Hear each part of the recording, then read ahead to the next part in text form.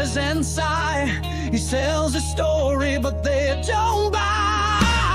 Oh, Jimmy, see, what could it be? Atlantis ain't no mystery. Shilling on Rogan with a grin so wide, but the truth ain't on your side.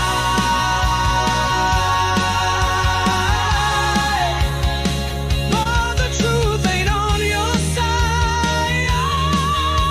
Yeah. Dodging debates with Archaix, why so scared, Jimmy? Immature acts poking at the ancient past. A message lost in the sands of time while you preach Atlantis rhymes. Maps and myths in his cluttered mind. Truth and fiction hard to find. He paints a world that ain't quite real. Errands laugh at his spinning wheel. Oh, he's got the charm, he's got the flair, but the facts, boy, they just ain't there. Spreading tales to the podcast crowd, living loud but a vapid cloud.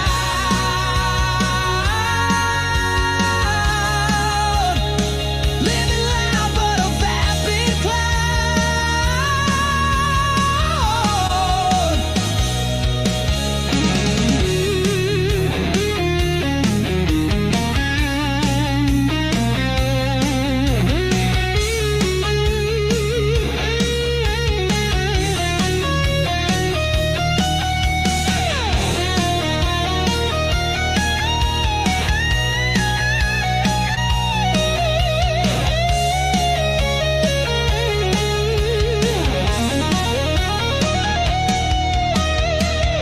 Oh, Jimmy, see, what could it be? Atlantis ain't no mystery. Shilling on Rogan with a grin so wide, but the truth ain't on your side.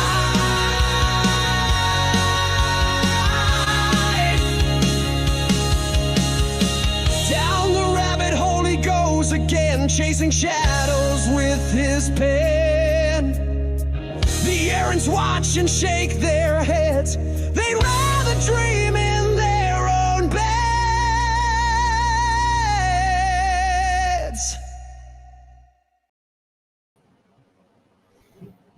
You gotta love Jimmy. Gotta love Jimmy. Jimmy Upsetti. Yeah, man. You know Joe Rogan and his sidekick every once in a while are directed to these videos.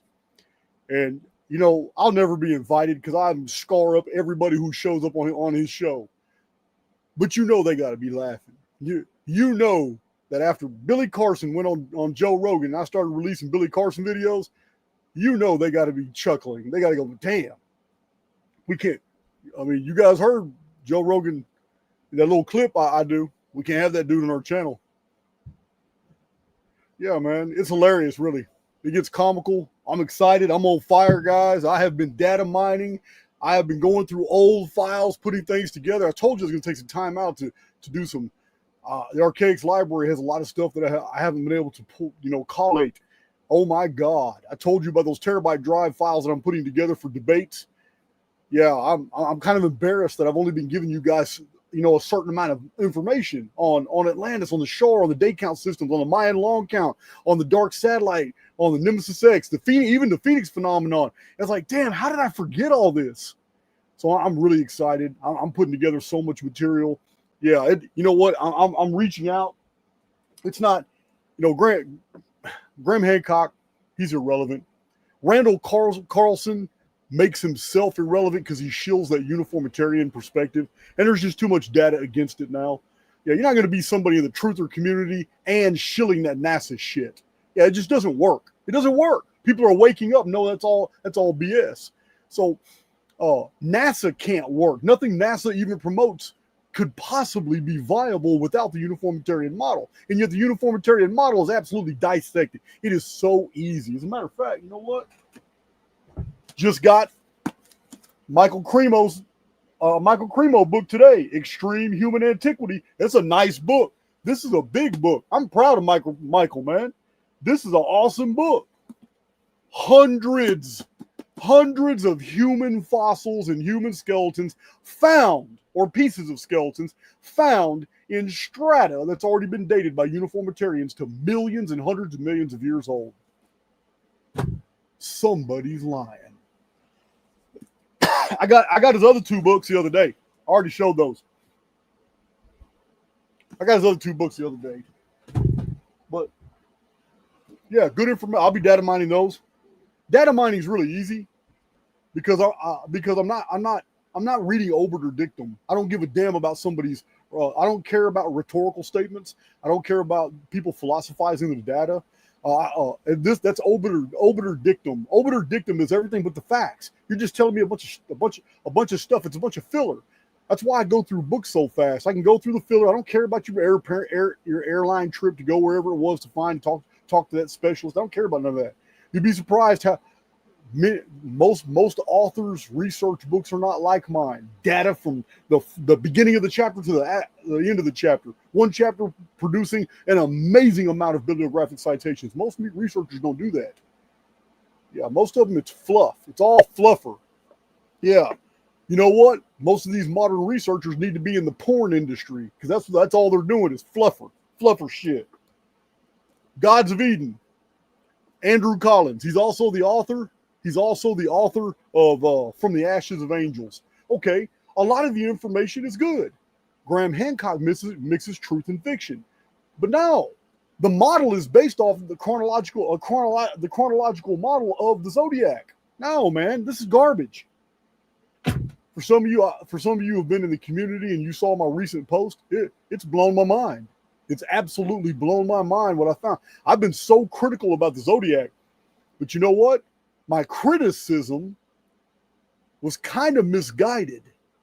Yeah, I'm on board with the Zodiac being developed between 500 BC and 200 AD. That's the historical record shows, and I know that triggers a lot of people. It's triggered G.G. Young. It's triggered Dark Journalist. It's triggered several people in the Gaia community. It's triggered some of you, but it's okay. It doesn't mean astrology doesn't work. Someone began to marry things to astrology that was not in original astrology, and one of them is the Aries through Pisces zodiac. And I've shown this, and I have a tremendous amount more data to show. But even more so crazy. It's crazy. It's thunderstorming outside. Turn it off. What's so crazy? Wow. I got like 5 trees on top of me. And all the trees like intermesh their branches. And then my studio's underneath them. And then I have a huge deck that goes out and connected to another building. But I can still hear. It's raining pretty hard out there. We haven't had rain in a month in Willis, Texas. But I digress. It has blown my mind as I'm going through all the encyclopedias of the 1800s. I go through the Jewish encyclopedias from 1902. I go through Albert Mackey's Encyclopedia of Freemasonry. I go through Albert Mackes's corpus of material on all the occult systems because he knew them all. I'm trying to find it, man. I'm trying to find the zodiacal age of Leo, age of Gemini, age of Cancer, and I could not believe when all roads lead to Helena Blavatsky. The Secret Doctrine. I got the book right here. Right here. Man, all roads lead. And guess where she got a lot of her material? Because it's a bunch of BS, it's a bunch of mystic, mumbo jumbo, non-historical material. And all the chronological research in Archaix has already corrected all the mistakes of Helena Blavatsky. And if she would have had access to the Archaix material, she would have never said many of the things she said. But maybe she would have, because you can see where she got her information from. This is the 1888 edition of The Secret Doctrine. Right here. The Secret Doctrine, 1888. So I'm trying to figure it out, man. Who made up this 25,920 year great age that a lot of modern authors like Andrew Collins, like Graham Hancock, call the Platonic year? Oh, it's the Platonic year. It's the great cycle. Plato never wrote about a zodiac, ever. It's so crazy. Never wrote about a great year of 25,920 years. And where we get that number is 2160 times 12, each zodiacal house being 2,160 years, comes from Helena Blavatsky. It comes from the Theosophical Society. Yes. Even Steiner was real big on pushing that model. Didn't exist. 3 other occultists of the day also started pushing that model. There are no antecedents. You will not find a single reference in a historical document anywhere, anybody mentioning an age of Leo, an age of Gemini, an age of Cancer, the age of Aquarius. None of that shit exists prior to the 1800s. It did not exist. It was created by mystics. So this is where my problem has been. Archaix is advanced research of chronological history of artificial intelligence X. We have identified an error with the Zodiac. The Zodiac isn't the error. The 12 houses of the Zodiac aren't the error. Where the planets are in conjunction to your natal charts and all that isn't the error. Astrology itself isn't in error. The error is that mystics attached a chronological system and then used it to date great ages in history for which none of those civilizations in history knew. They didn't know those. So you can't find pictures and effigies and murals and mosaics and statues and figurines of lions and say that represents the age of Leo. Yeah, you can't look at the Sphinx and say, well, that's the age of Leo right there. Well, if that's the case, Mr. Hancock, can you kind of skip to where you told us about the age of Taurus? I don't agree with you, but you said it was a Sumerian age. Okay, cool. You kind of skipped the age of Cancer. That's a 2,160 year period, man, that you totally skip. You got no civilizations, no written records, no people, no calendars, no nothing for the whole age of Cancer. And what makes that even worse, Mr. Hancock, you don't even have an age of Gemini. You would have to have an age of Cancer, and you would have to have an age of Gemini because they're between the age of Taurus, the Sumerian age you're claiming, and your claims that the Sphinx dates to the age of Leo, which would be after the age of Gemini. So you're going to have to figure out how to get 2 whole zodiacal ages or skipped so you can promote a fictitious system and then use a fictitious story, Atlantis, to bridge the gap. It doesn't even work. And what's crazy about it is Graham Hancock may have truly believed that he was speaking the truth. He may have absolutely believed that all this was historically viable because really he didn't do his own research. He admits other people did the research. He has researchers. He has writers, ghost writers. Other people that's what our controllers do, man. Other people do the work. The controllers get the credit. Yeah, Graham Hancock was never a researcher into human antiquities at all.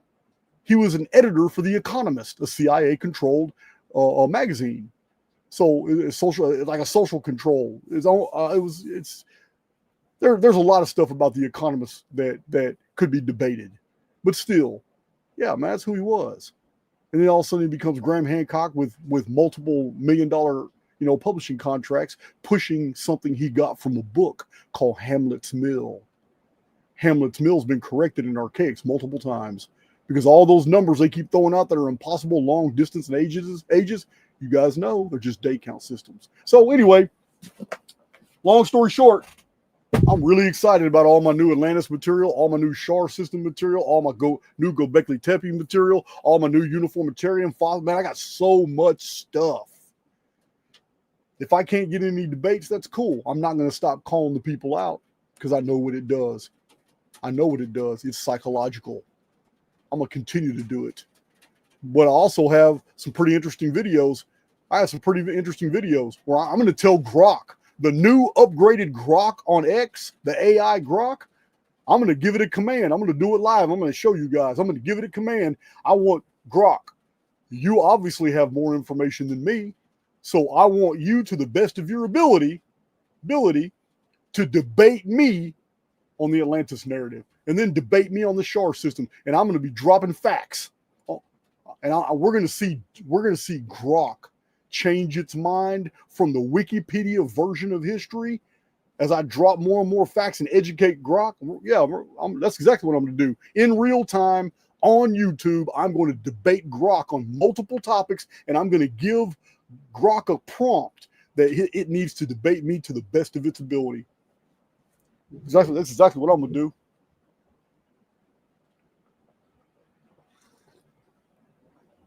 Yeah, this data is only getting stronger and stronger. The data sets are now starting to merge, or there's now crossover between them. It's really exciting for me to see all this.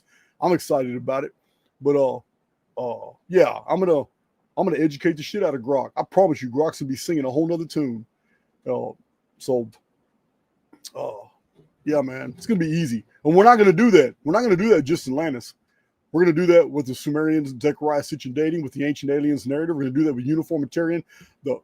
Grok pushes Uniformitarianism. 100% pushes NASA. Yeah, we're going to debate every single one of them on YouTube live, right there, interfacing with Grok. I got this new setup. I'm able to have Grok open and you guys seeing it on the screen and streaming. I can do live streams at the same time, and I can pull in guests. Like I'm pulling some of you in tonight. I can even pull in guests, and you guys can ask Grok. If you don't like the way I'm asking, then shit, come on in here, man. You ask Grok. Yeah, man. I'm finna put Elon Musk back against the wall. I'm almost done collating all these files, all my debate files, because it just needs to be done. It needs to be done. Absolutely. So that's my Jimmy intro. I got a Jimmy outro too. It's a totally different song. It's absolutely hilarious. We'll play that one too. And Jimmy, if you're listening, man, it ain't nothing personal, man. It ain't nothing personal. You're just a likable guy. Just a likable guy.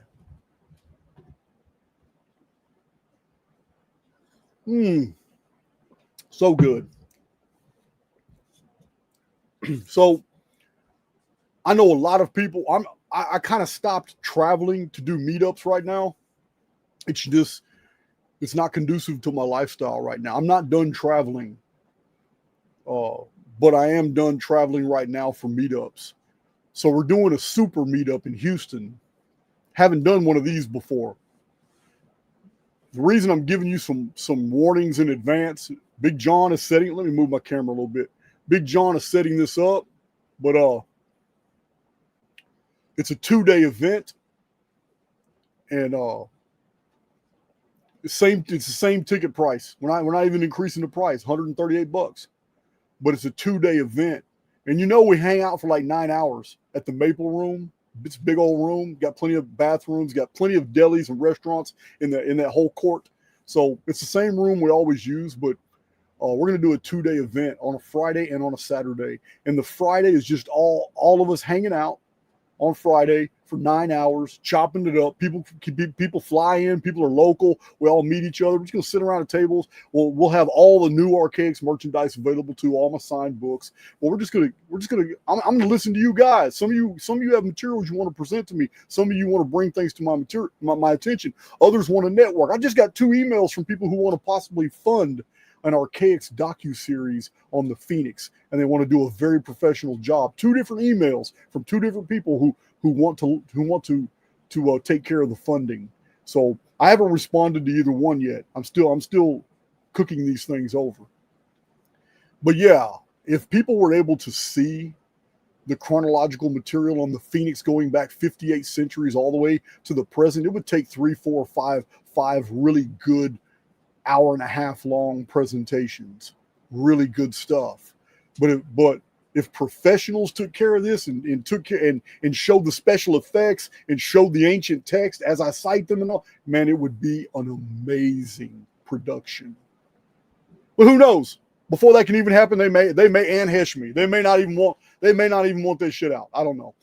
We'll figure it out. But you already know, guys. There is absolutely nothing I fear, because there is nothing that can happen to me that isn't ordained. If I get taken out, man, I just get taken out. my work is done then. It's simple as that, because I don't believe the oversoul is imperfect. Whatever happens is what is supposed to happen. I am much bigger than anything that can happen to me. So, yeah, man. So I'll check those emails out on the funding, and that's going to be a really interesting scenario if we take this off, because we got the right man. Jay Widener, he's been doing this for years. This could be his sunset project.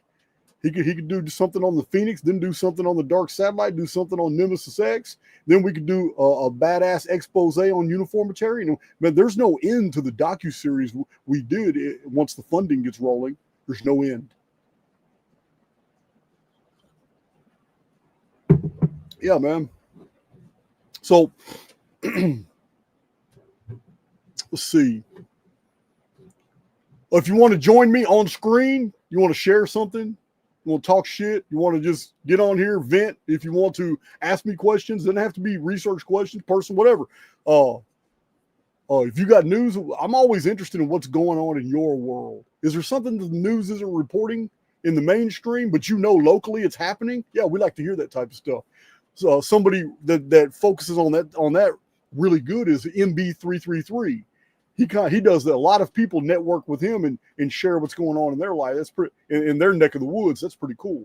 But Archaix Live, when my moderators start putting the email to come on screen with me, it's archaixlive@gmail.com. Archaixlive@gmail.com. I'm wearing Zombie Outbreak. This is a zombie outbreak response team. The reason I'm wearing it, and it's already getting hot in here. I'm turning that back on. I'm gonna share my screen real quick, because Pops Brashears, 83 years old. He was representing Big John, my hulking homeboy. He was representing. We had Mark at the table.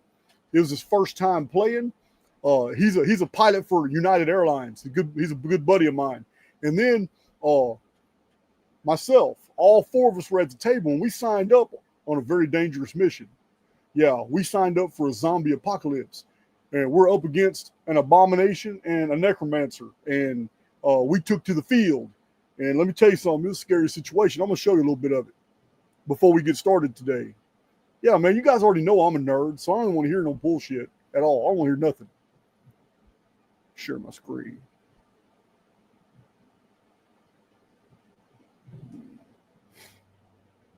All right, so I'm gonna put that like that. Hell yeah, that'll work.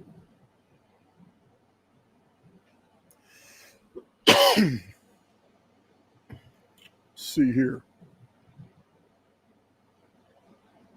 I know you guys can see that. I know you guys can see that. See, here are our four heroes right here. We just kick back. Now, what's really fun is if you can get women to play with you. Women, I mean, there's a lot of women who will play, but on this particular occasion, it's just Dad's girlfriend was busy, and I don't remember, man. I don't remember the details.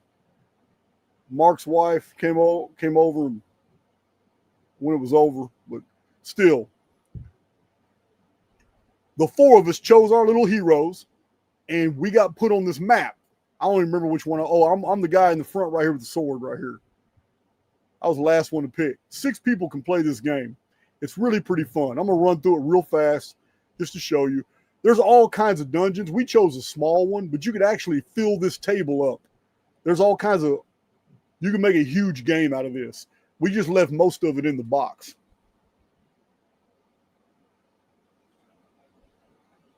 But yeah, some of you visiting my property, you know who you are. You know who you are. You're going to be playing with us. You know. Don't make me name you. I know you're in the chat. I got 2 people. I got 2 moderators that'll be here pretty soon. They'll be staying here. They'll be staying on property with me. I'll get them to play. Yeah, Bradley Rogue. This isn't D&D though. This is a game. This is a game called Zombicide. It's a big game. That's what this is. There it is. Zombicide, Black Plague. Actually, real fun. Pretty heavy too.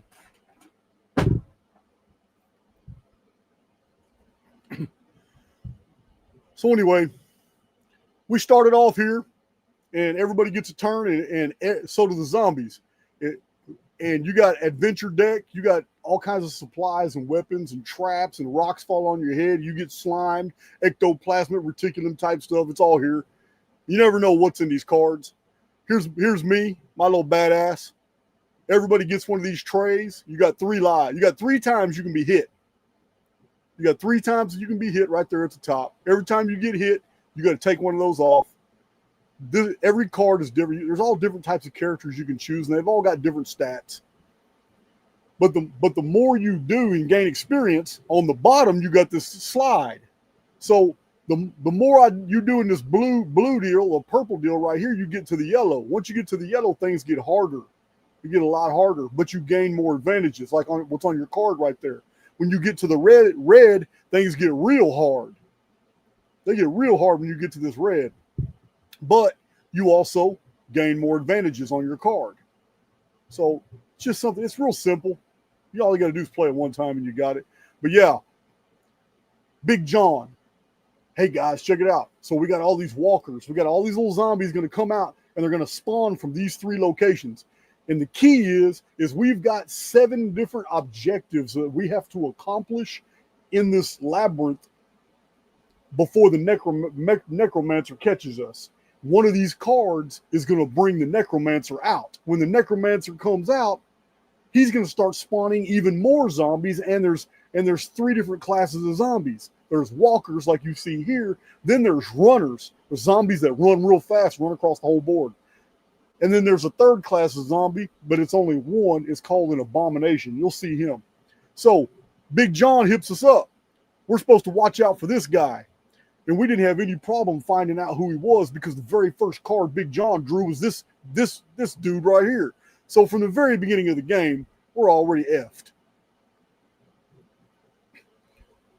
So a couple of us are searching these chambers and we're finding things. The deck of cards tell us what it is. Tiles, we got to flip tiles over. You never know what they are. Trap door, a trap, a pool of acid, another zombie spawn, whatever.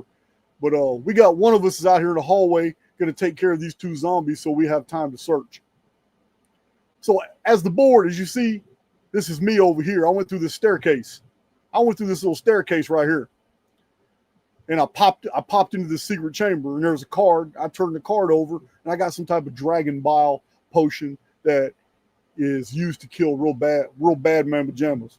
Can't use it because I don't have the proper weapon that goes with it.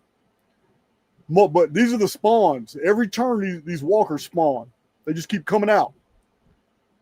So we got all across the board. They keep spawning, and we're searching for objectives.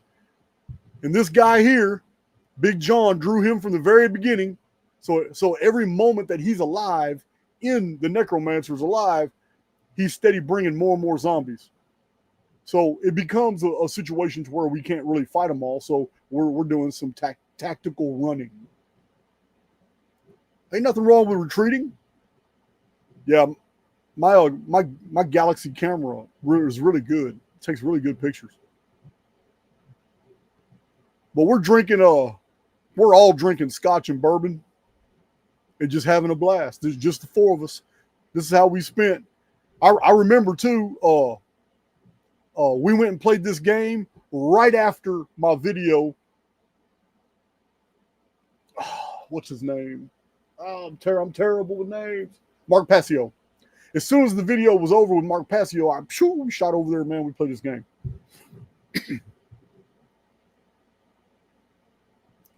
But you can see we came out. Here we are right here together. This is a unique game because it's not competitive. If you try to compete in this game, you die. Pretty much everybody dies. This game forces everybody to play together. Yeah, because if one person starts getting too much of that experience that I showed you on the bottom, those flames and all that, then everybody stays on their level of experience. Meaning, every time the zombies spawn, every time a trap, everything's rated at the highest, hardest. Whichever the four, whatever level these four guys are at, the highest one is the one that becomes the base denominator for the difficulty rating of everything on the field.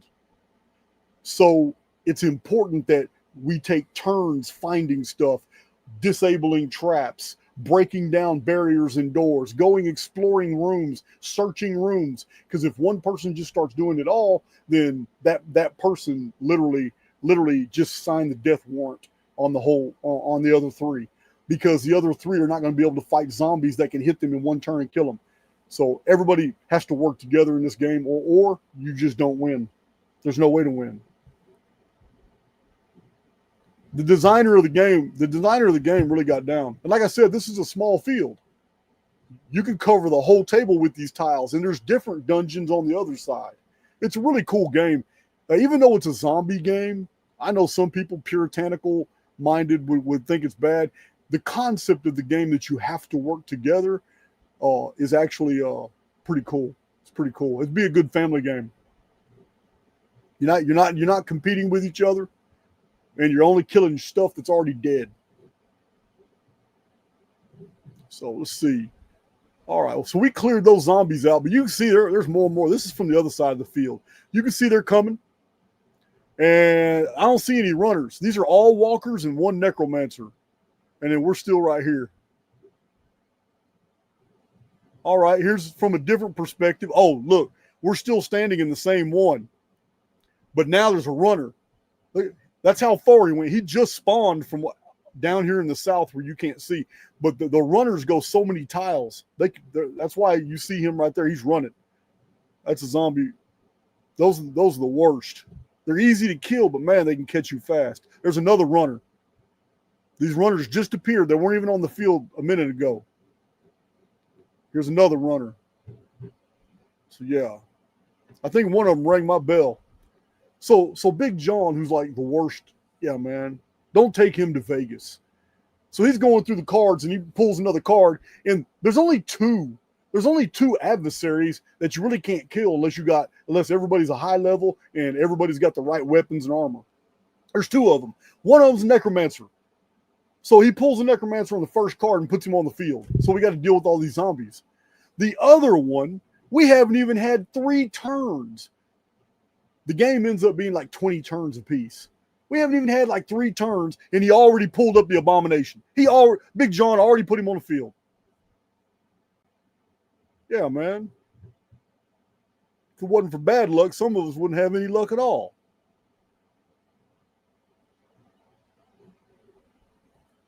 Let's see here.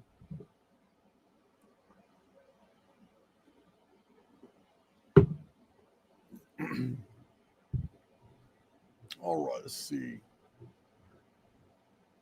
I got Mr. C, Jeffrey Bailey, named Puffins, Face Diaper. Face Diaper, you're going to be playing this game when you get here with our boy. You already know it. I thought I saw a kind of weird comment. I know my moderators right there. Yeah, if you want to come on the field with me here when I'm done sharing this right here, you want to come on the screen, archaixlive@gmail.com. I didn't even think about Halloween. You're right, Maddie. Perfect game for Halloween. Yeah, it's fun. So now you can see close up here. Now you got a runner here. There's the necromancer. He's spawning more and more. We got an abomination on our ass now. Oh, look at that. Camera caught a dice in the air. Look at that. Oh, no, it's right there on the table. Is that in the air or on the table? That's on the table. So Big John. Where is Big John? You'll see him in a minute. This is a different angle. So, yeah, we got our little walkers in the front. Peons, males and females, all different positions. Then we got this guy. Big John had to draw that card.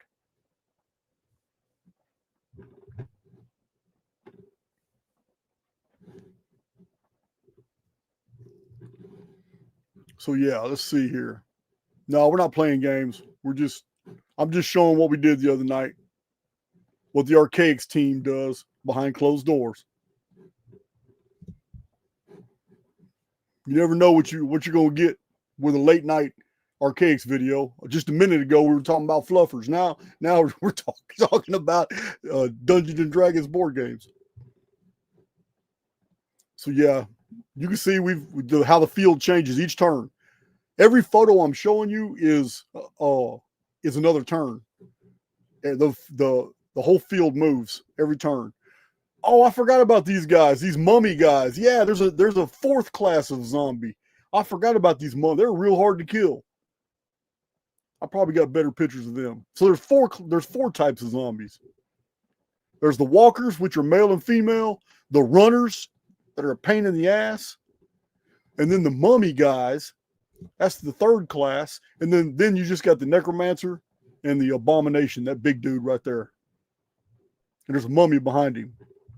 Yeah, they suck. Mummies are hard to kill. I couldn't even hurt them. I had to keep running. So you can see more and more zombies respawning. It's not looking good for our heroes. Oh, this is after we did a bunch of fighting. We cleared the field a little bit. But they had us all trapped in this room. Yeah, the mummies are they're knocking us back, which sucks because it means it takes away from your ability to search, to find things, look in trap doors, do all that stuff like that. So they're overwhelming us, and the necromancer's getting closer and closer.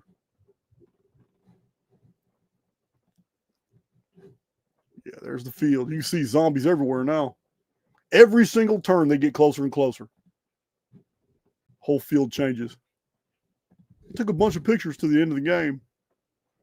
See, this is where they're spawning right here at the bottom. They just keep it every turn. Every turn you got to roll to see how many and what kind come out of the spawn areas. So they're like everywhere. You got to work together in this game or you're not going to win at all. This Big John doing something.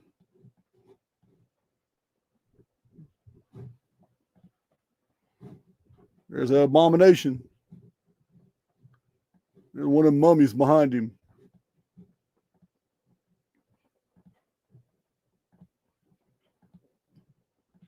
So this is, of course, the whole game. Uh-oh. Caught me with a Modelo. Guilty as charged. I'm drinking coffee right now. I should be drinking Modelo right now.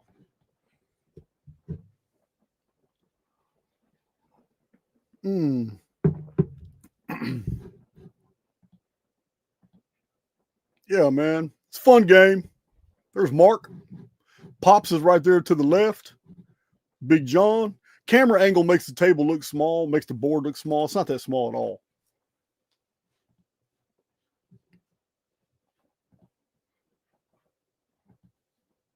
Yeah, man. That's me right there. Yeah, man. I was a bad dude for a day. So, get to the end here. Hey, there we go. All right. Show and tell's over with. Just want to show you guys that, you know, you might think we're cool, but we kind of nerd out sometimes.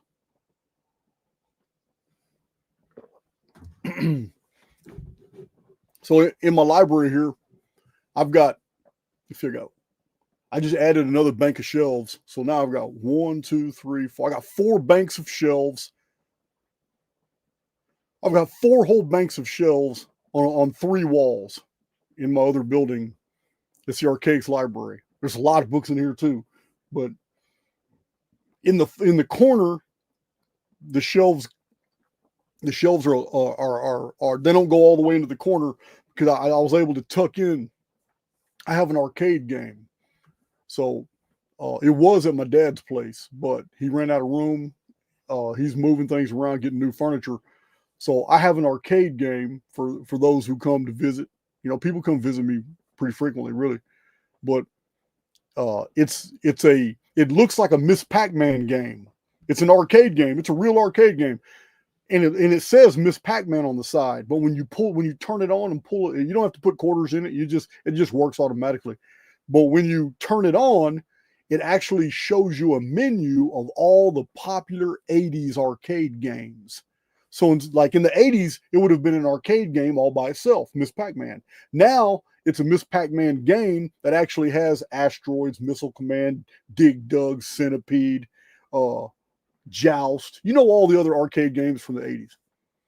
So, yeah, no, I'm a nerd.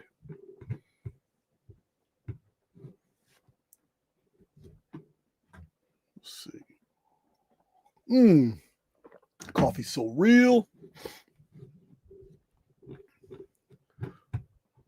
Yeah, this whole younger generation, they don't even know what the hell I just said. All those names, yeah. Gallagher, Tempest, all of them are on the arcade game. Yeah, man, they're all on there. Don't even know what. Ali Wilkin put the little what are those, the Gallagher little aliens? That's pretty close. Or Dig Dug. Yeah, man, that's good stuff. That's good stuff. So yeah, before I bring people on, I'll just let you know, Archaix, we hit 2,900 people in Archaic Underground. Archaic Underground is still a project. I have a lot of stuff to upload to it.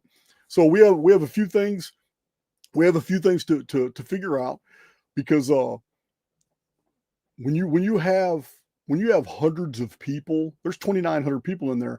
But when you have hundreds of people sharing things and video links and comments and we've got the chat personals and the professional stuff. We got the astrology and tarot sections are booming. We got all kinds. There's like 35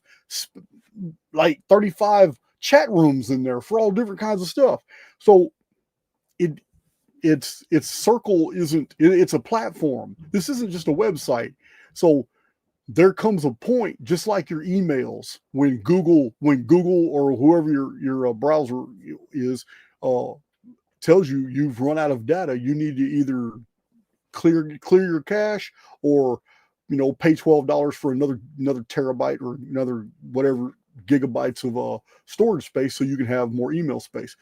So it's the same way with Circle. So we have a few things we need to figure out, and we're gonna my moderators and admins and I are gonna be in a chat tomorrow, a Zoom deal tomorrow. We're gonna be talking about all these things. So some of the spaces, because a lot of the subject matters are only relative in real time.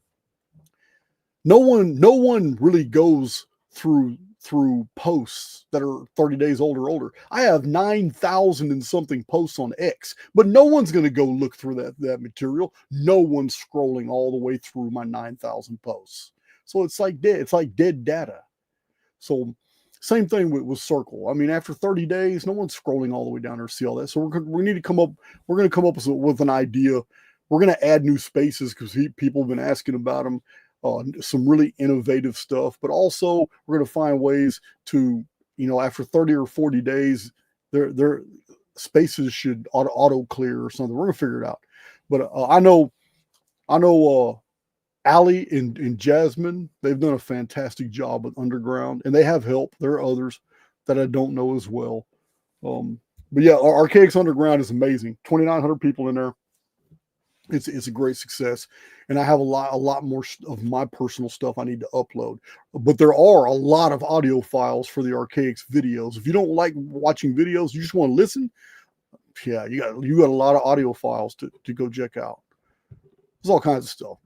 But the Meetup. Oh, that's what I was talking about. The Meetup in Houston, 2-day event. So for 9 hours the first day, we're just gonna kick it.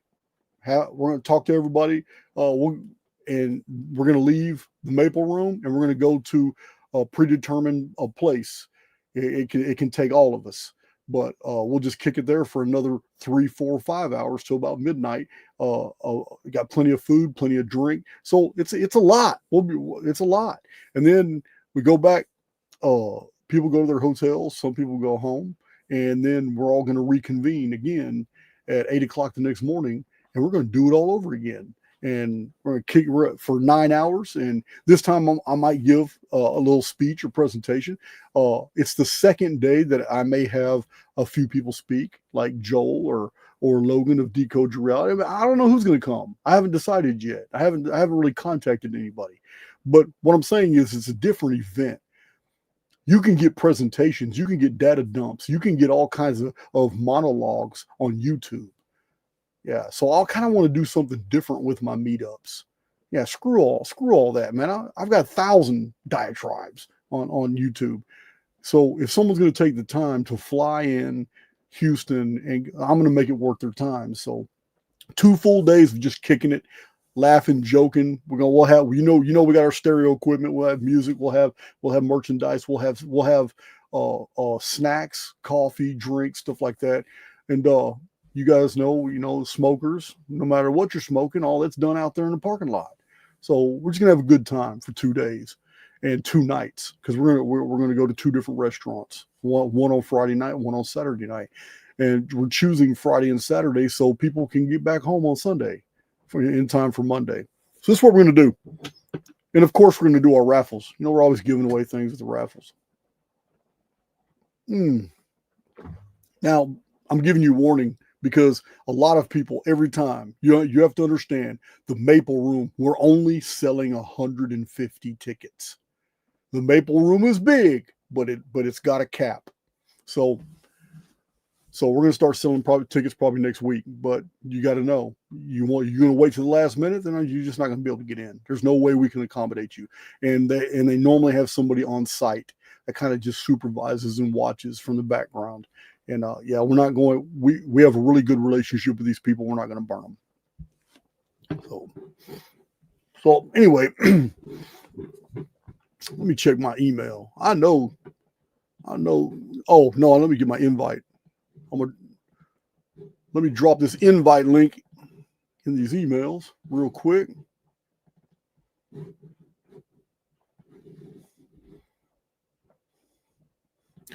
That Jimmy song's great. I wish somebody would do a Graham Hancock song for me.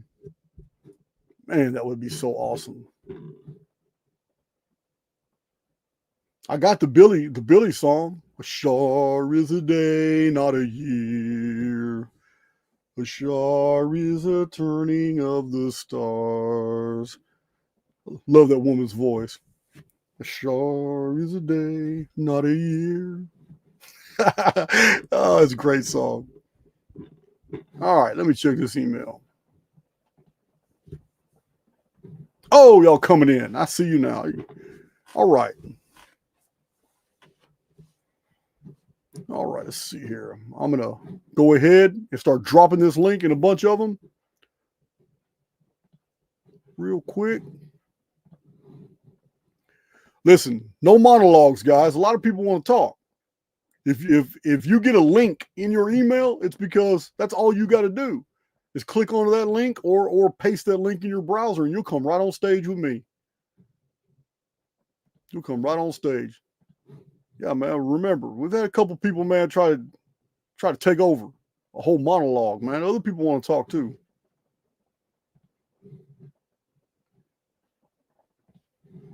Yeah, man.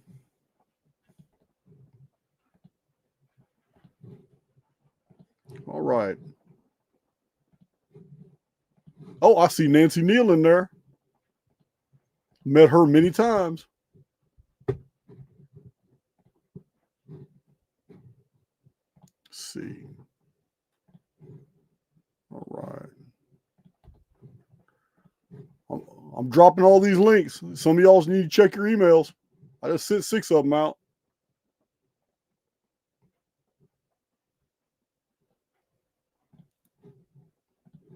It ain't nothing. You ain't got to be terrified. You ain't got to be scared. It ain't nothing but popping up on screen just like you did FaceTime one of your friends. Go to talking. I got somebody backstage right now. Give me a minute. I'm still dropping these links. Just give me a minute, Jason. I got another Jason coming in.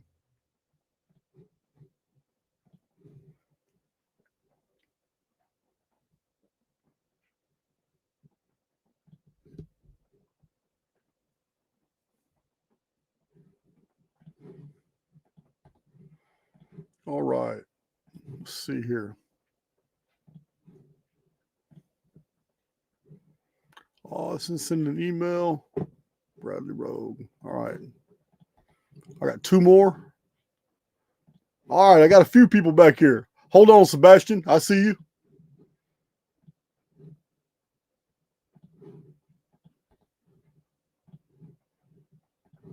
All right. And I got one more.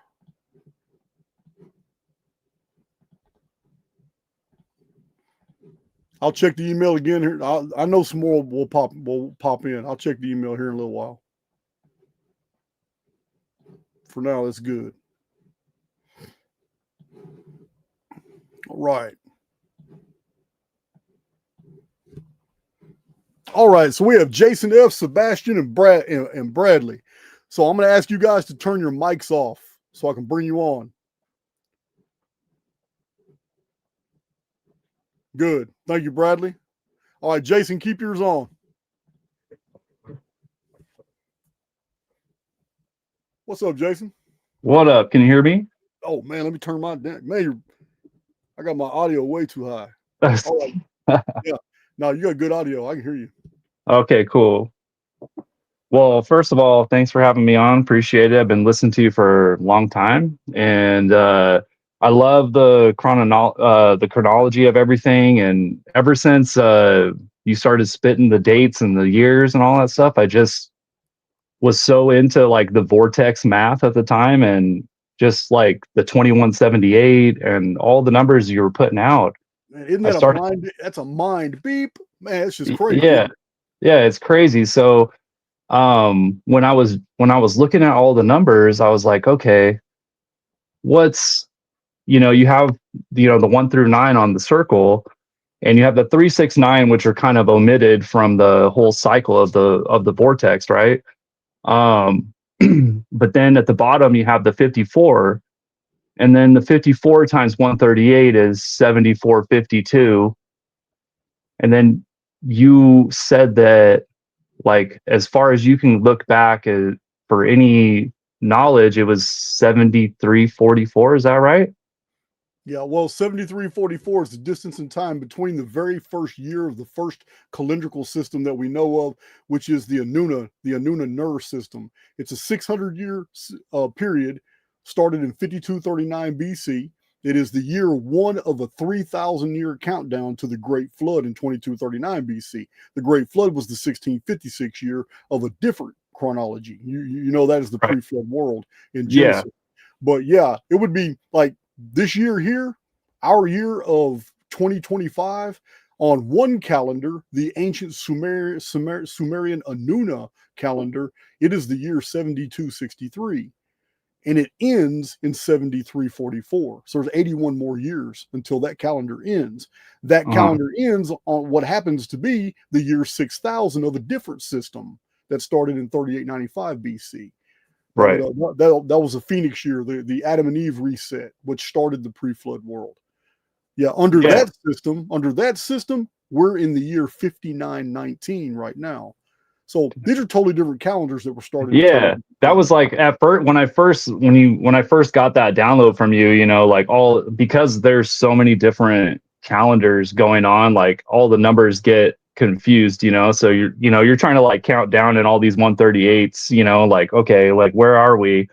And so, but 7452 minus 7344 is 108. So that just obviously stuck out to me because of that number and how important that is to, like the pyramid and all that stuff. Well, there are three numbers. There are three numbers that are commiserate with all ancient calendrical systems. 108 is one of those numbers, just like 144 is one of those numbers. Right. And of course, the number 12. So, yeah. Those three numbers, those are the base denominators in almost every ancient calendrical system. So then, okay, so when I put it on like the vortex circle and you omit 3, 6, and 9, and you take the 5 and the 4, which are at the bottom of the circle, and you just connect that line, it creates a, flat top. And then if you take the other numbers that are left, which just happens to be 2, 1, 7, and 8, and connect them down to the 5 and the 4, it creates an upside down flat top pyramid.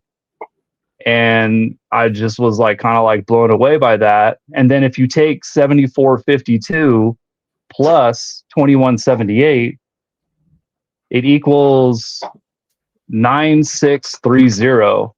And when you do your you know how you collapse the numbers, that number takes a very long time to collapse. All the way back down when you start, you know, doing the whole like mirror of the number. It's one of the longest. It's one of the longest that I've done. Okay. And it just happens to be 369 backwards with the 0 at the end, and it takes a really long time to collapse it. And I just thought that was like super interesting. And I'm just like, I was always trying to figure out, like, if you're going to make a simulation, wouldn't the numbers be perfect? Listen, I'm gonna educate you on something else that somebody else educated me on, because I didn't even know this, because I don't pay attention to the Tesla 369 factoring. I never really thought much about it. But somebody came to my property. He's in the chat right now, but he came to my property and he showed me on paper with a pencil. He says, "Hey man, you know what's really crazy?" He said, "The Phoenix numbers do two different things. One of them is if you add up just the digits of the Anno Domini years, like 1902, 1 plus 9 plus 0 plus 2, or if you add up 1764, 1 plus 7 plus 6 plus 4, if you add up 2040, you know, which is a 2 plus a 4, he says every single Phoenix year, which is 138 years apart, forms a 369 in those numbers." And he showed this to me. He went all the way back to like 522 AD, and he did them all. He says, "Look, 369, 369, 369, 369 every single time." I said, "That's crazy." So when I'm looking at what he did, what he did was totally separate than what I saw. What he did was amazing to me. But as soon as he showed it to me, I was like, dude, that's 3. So if that date is a 3 and this date is a 6 and this is a 9, that's exactly how the Phoenix deal is unfolding. Because these are orders of magnitude. On that date, the Phoenix phenomenon was seen as a sky dragon, but there wasn't much fallout. That was a 3. On this 6 right here, which is a higher magnitude, it was almost totally hemispheric. On this one, which is a 9, it was total. The entire world had Phoenix phenomenon all over it. So anyway, you might want to check that out as well, because he showed me in the actual, just adding up the numbers. I'm not into numerology. I'm not even into gematria, but when other people show me these things, I kind of pay attention because of what you just said. It's all evidence that we're in a mathematical sphere. We're in a mathematical construct. Well, yeah, 138 reduced down just equals 3, because 9 is this like crazy omnipotent number, and every time you know, it's everything and nothing at once. So, you know, you add, you know, 5 plus 9 is 14, 1 plus 4 is 5. The 9 always cancels itself out. So that would be, I guess, the 9 would be the completion, because then when you put, you know, the 3 and the 6 together, they also equal 9, and they, in the vortex math, they flux back and forth to the 9. The 9 creates another triangle within the circle. Though that's the power flux, and then there's the whole vortex of the math, and it leaves out those 3 numbers. So I was always fascinated by that, and I was like drawing all that out, and like, you know, writing out all the numbers. And that thing you brought up where the numbers like rotate, you know, that goes from 3 to 6 to 3 to 6 to 3, you know, it just keeps going that way. And I don't know, it's just always kind of amazing. And just, if you think about a simulation, I always thought like, well, I guess it should be perfect. There shouldn't be like, if there was no other calendars to, you know, muddy the waters, what's the original math for the simulation that we're in? Well, I'm going to have to say it's going to be the one that I discovered. It's the one that, I mean, you've seen my videos where I show that 138, 276, 414, 552, 690, 1104, 1656. All these numbers are encoded in myths, in different historians, but no one ever said the same thing about it other than it represented some type of cycle of destruction. I'm going to have to say the Phoenix dating would have to be one of the oldest. The oldest is the Anunnaki Ner. There's nothing older than the 600-year period. The 600-year period was based off 216,000 days. It's the origin of the Vedic system, because the Vedic system, like the Kali Yuga, was 432,000. Later on, centuries after a cataclysm, when they were trying to put all this back together, they attributed it to 432,000 years. But Right. it wasn't. They didn't understand that the earlier civilizations were day count systems. And so 432,000 is just 216,000 times 2. Every single yuga is divisible by 216,000, which is the original Sumerian unit of time. It's 600 years. And this is where we get our legends like Noah. I don't believe Noah existed. I believe he represents a race. And the fact that he was 600 years old at the Great Flood is only a reference to me of calendrical value, showing that this new race took root 600 years before the flood. I mean, Noah's name by in the Aryan was Neruas, and he was Neruas. Neruas was the new wine sailor, just like in Noah. Noah made wine after the flood. You know, this first thing he did was make a vineyard. Well, in the Greeks, his name was Neruas, the new wine sailor. His daughters were the Nereids, the daughters of the Titans. And Neruas is merely the memory of a calendrical system attached to a cataclysm, which was the Great Flood. Neruas is even spelled N-E-R, and then the suffix being patristic, E-U-S, like Zeus. So yeah, Deucalion was also married to Pyrrha. Pyrrha was red wine. It's all the same story, but it's all attached to a calendrical system that ended at the Great Flood. The reason we know that the Anunnaki Ner system ended at the Great Deluge, the Typhon flood, is because the Heliolithic Maritime Empire they were caught completely flat-footed. Have you seen the videos where I'm talking about all the workshops archaeologists are baffled about? Yeah. From Easter Island, Belbic, Michigan, the Michigan copper mines. It's the Michigan copper mines. It's Mount Olympus in Greece. It's Baalbek. It's Easter Island. And I'm missing one, but somewhere else where archaeologists have found the exact same thing in all these locations. Megalithic architecture, huge projects were being put together, and then all of a sudden, all the hammers, all the chisels, all the tools were dropped right there, and they were found in situ. It's like all the people just ran away real fast. As they were caught by surprise because they were under a 600-year period, which told them when the next cataclysm was going to come. But when the Great Flood happened by the Phoenix, the Typhon event, it was in the 600th year. But it wasn't another 600 year before it happens. It was 552. Now the Phoenix cycle took over in 552 years after the flood was what? It was the Ogygian flood. It was probably a worse destruction than the Great Flood of Noah. So what it was is what we have with these traditions is basically an inadvertent recording of the extinction of a timekeeping system. The Anuna 600-year and 60-year period fell into disuse. And this is why all the children of the Sun dynasties in 1687 BC in the month of May, when they collapsed, they no longer trusted the sun. This is why the ancient Egyptians refused to use the sun to count time. They only used the moon. And this is because no one had faith in the sun anymore, because it was attached to a 600-year period, and then for some reason it played false. And 48 years before an expected event, they were all this megalithic architecture was earthquake proofing their citadels. You've seen them all over social media. People are posting all the mysterious architecture. They've been doing it ever since the internet come around. This is all Heliolithic, and every bit of it was getting. They were preparing. The reason all these are unfinished, they weren't just damaged; they're unfinished, because they thought they had 48 more years to go. That's the common denominator with all these destroyed megalithic sites.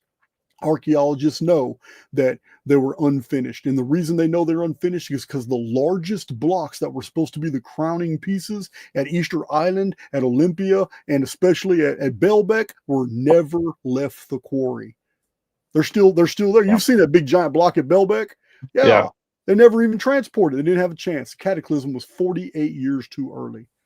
Do you think they were like just finally like all locked in? They're like, we got this. We know when it's coming. Like we're gonna build all this shit, and like all of a sudden, and then like whatever the architect said, okay, switch it up. We gotta we gotta do this, and like they're getting too close again.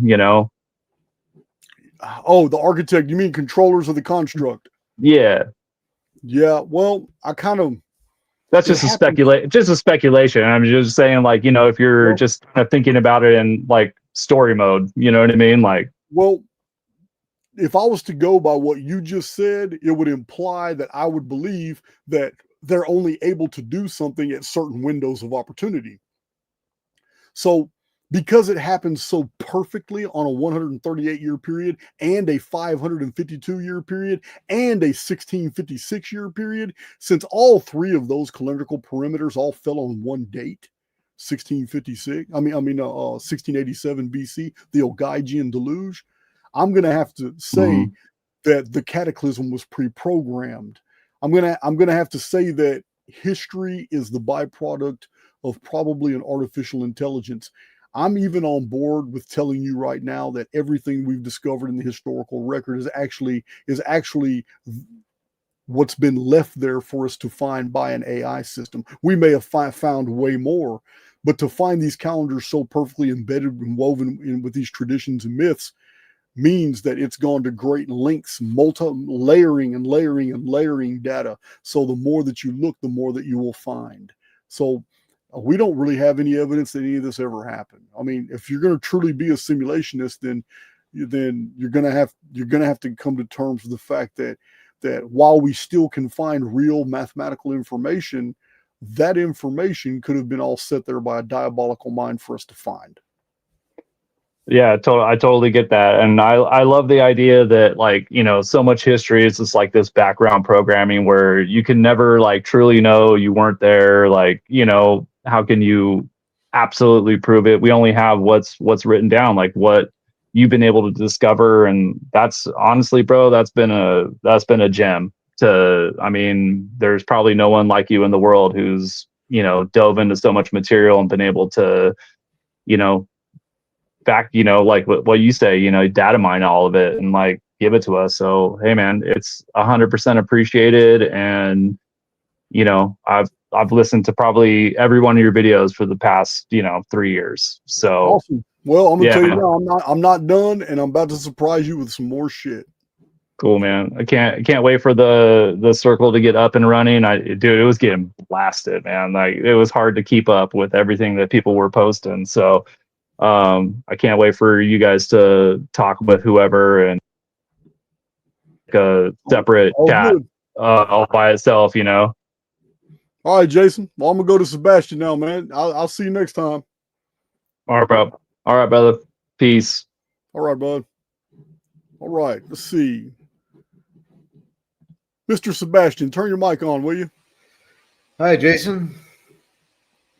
I'm good. Nancy and Adrian, just hold on. I see y'all backstage. I'll bring you on in a minute. Yeah, I'm going to keep this really quick because I don't have a lot of time. Just an honor to be here speaking with you, sir. And I had instead of questions, I had a little bit of information and right. some I suggestions.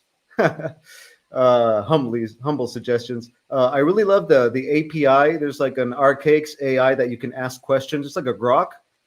You probably know about it. Yeah. What you mentioned earlier about, how it's a waste that you tweet a lot and not everybody's going to scroll down. Maybe they could scrape your Twitter and integrate it to the API of the AI so it could have like a bigger database besides the subtitles from your YouTube videos. I think that would be really great because I'm maybe one of the few guys that actually scrolls down all your Twitter to find some important topics. That'd be awesome because I love picking your brain, watching your videos, and asking the AI about all the topics. And what else? Oh yeah, I have a friend that's an archaeologist from Peru. He mentioned, I mean, a long time ago, before I ever found this channel and got informed about all this stuff, he said that he found a lot of his group working for the government found a lot of mummies with blonde hair. And maybe a few with an extra finger or something, but there was always like some agency from another country that the next day they just disappeared. It's true. Yeah. Now that's one of the things I'm going to bring to the table. I'm going to do a whole video on just all the times that Smithsonian or FBI or different organizations came in and just stopped Archaix when something profound was found and shut everything down, made everybody sign NDAs, and then they closed the site. Sometimes they built dams over the site. They allowed construction projects over the site, just shut people up.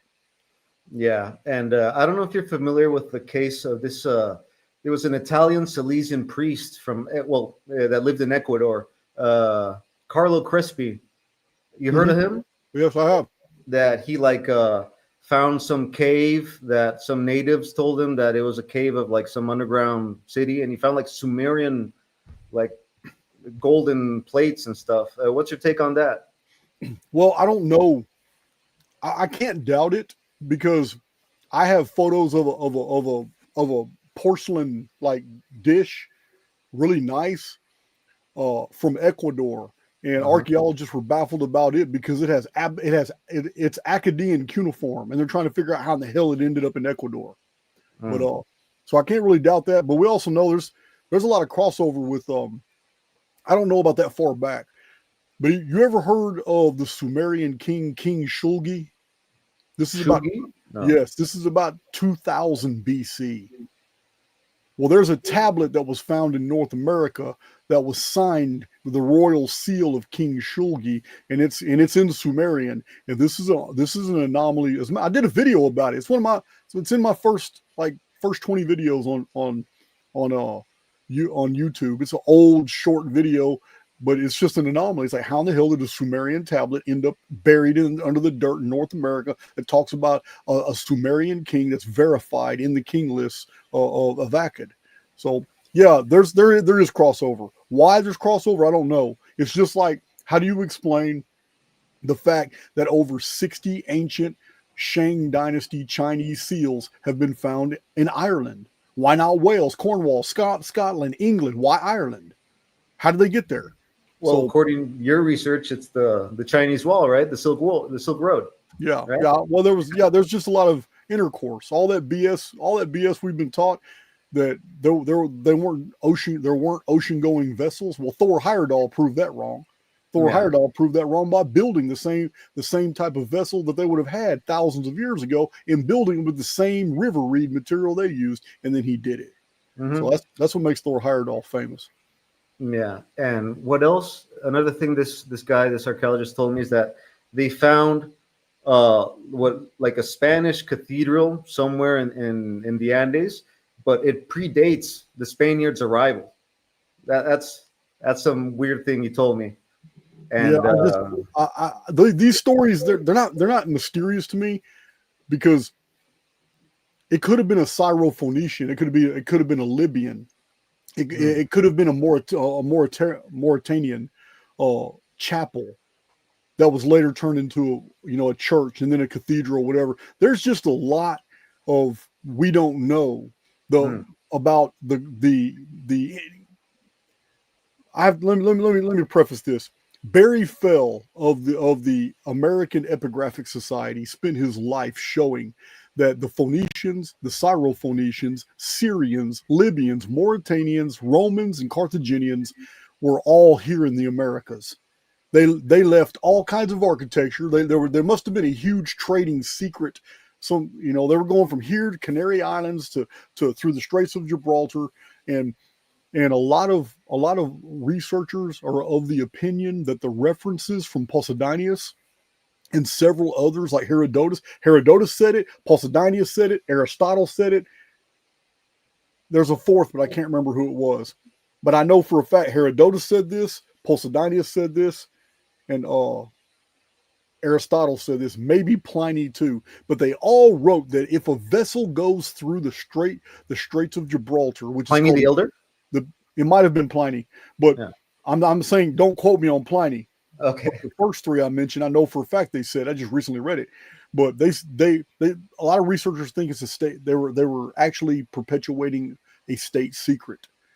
They didn't want anybody to go into the the Atlantic Ocean. So they made up stories that you could either fall off the edge of the ocean if you go beyond the Pillars of Hercules, or your ship is going to get caught in shoals, coral reefs, mud, and you're not going to be able to go anywhere. And all these ancient writers said that. So Herodotus was the first, and then Posidonius, and then Aristotle. So, and then probably Pliny. But they all had promoted this idea that if you go into the Atlantic, you're never going to return. Your ship's not going to be able to sail. You're going to get caught. And you're going to starve or die out there in the middle of the ocean. Like the Bermudas. But the truth of the matter was there was a lot of intercourse. Hell, the Sea People's Federation, they came from the Americas. Whole fleets came from the Americas and came over here and invaded. And yeah, that's why on the Egyptian reliefs, and they show the Sea People's Federation and the ancient Philistines. Yeah, those were headdresses of feathers. Yeah, those were Americans that were coming over here and invading.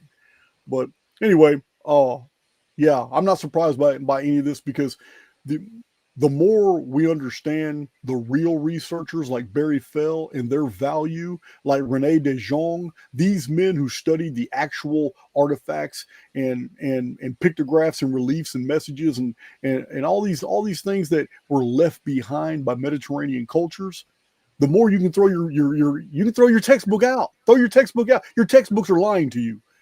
Talking about there was no transatlantic crossovers and all that until Columbus. It's all a lie. Mm-hmm. It's all a lie. The reason we know it's a lie is because in Columbus's own diaries, he's talking about following maps that showed him how to get over here and all that. Well, if there's maps that were already existing showing the Americas, then somebody made those maps before Columbus. Okay, great. And one final question. All right, it's got to be the last. Got to be the last. Sorry. Is Latin America in the blast zone for 2047? All right, so 2040 is going to be very, very focused, man, on Asia.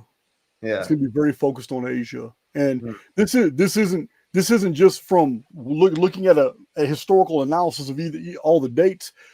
But there's two other methods. One of them is calendrical isometrics. And I've got 2 whole chapters in my published books, and China just keeps coming up. China. It's crazy. There's another method of analysis that's far more meticulous, but it gives us even greater data. And I recently did that video for you guys to see that the Phoenix phenomenon also unfolds in other dimensions of arithmetic. Did you see that video where I showed all these 138-year patternings in pi and phi? And that none of these major events in world history are on the 138-year timeline to 2040, but they're all linked to 2040 in pi and phi. Did you see that one? Okay, no, missed that one. Sorry. Okay, well, most of the worst events that were lining up that way all happened in China. So that's connected to 2040. So there's 3 different methods of analysis that show me that Asia is bearing the brunt of 2040 this time.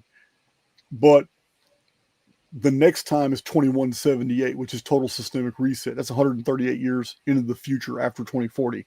But 2046 is a different chronological framework. Yeah. It's totally different. This is Nemesis X. Nemesis X is never darkened the sun. Nemesis X doesn't do Phoenix related type. Nemesis X is like a fairy. It's like bringing things and taking things from our world, and also populations. So 2046 though is, you know what? I'm not really a fan of Edgar Casey, but he saw it. David Davidson, engineer, saw it too. 2045 being the final year on the world's timeline, where the world and the sky match. According to David Davidson, the sky is going to change. Well, the only way that can happen is a simulated pole shift. So 2046 is also the 270th year of the United States from 1776 AD. That's 90 plus 90 plus 90. 3 is the number of totality. 90 is a terrible number. It's a destructive number. It's never a good number. But it's 9 to the 10th power. There are many examples with the unfolding of republics, democracies, and empires that on their 270th year, it's always been very detrimental. Nothing good happens on any timeline on the year 270. So, yeah, this is I believe North America is probably done in 2046. And it's not done by a human agency. It's not going to be an invasion. It's not going to be other worlds taking on, none of that. It's going to be Mother Nature is going to wipe out North America. It's already happened before. You can look at the geography and see that. It's already been wiped before. You can go deep in the ground anywhere in the United States, and anywhere from 40 foot to 600 feet, you're going to find evidence of a whole civilization that was rapidly buried. All our cold seams are full of human fossils, bells, silver, bracelets, necklaces, rings. Even dolls, right? Yeah, even toys, even children's toys. Our coal seams are absolutely packed with human artifacts. And architecture has been found all over the United States. Hell, 600 foot deep in Idaho, they were boring in a well, and they pulled up human artifacts, and one of them was a little figurine of a doll. So it's called the Nampa figurine.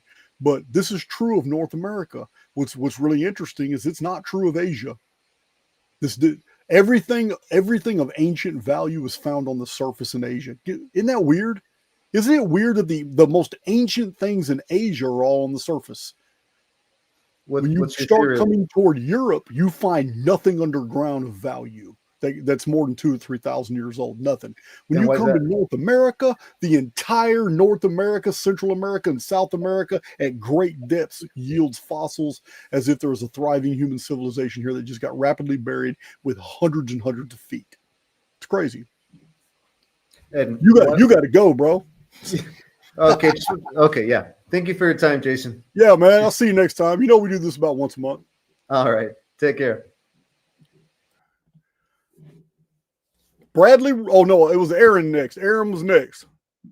Was it Aaron or Bradley? Which one of you is next? Raise your hand. It was Bradley? He's pointing at you, so go ahead and take your microphone off, Bradley.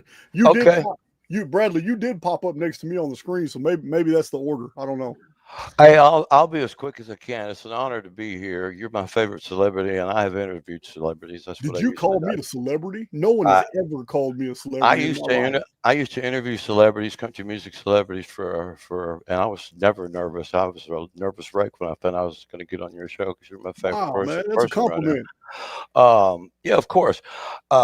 Every time I want to do something creative, I go back to the Chronicon. I go back to your work. Just citing it in a work of fiction is enough work for me to have to use 2 or 3 different AIs just to do that right. So I understand how to cite things now, and I had to learn that.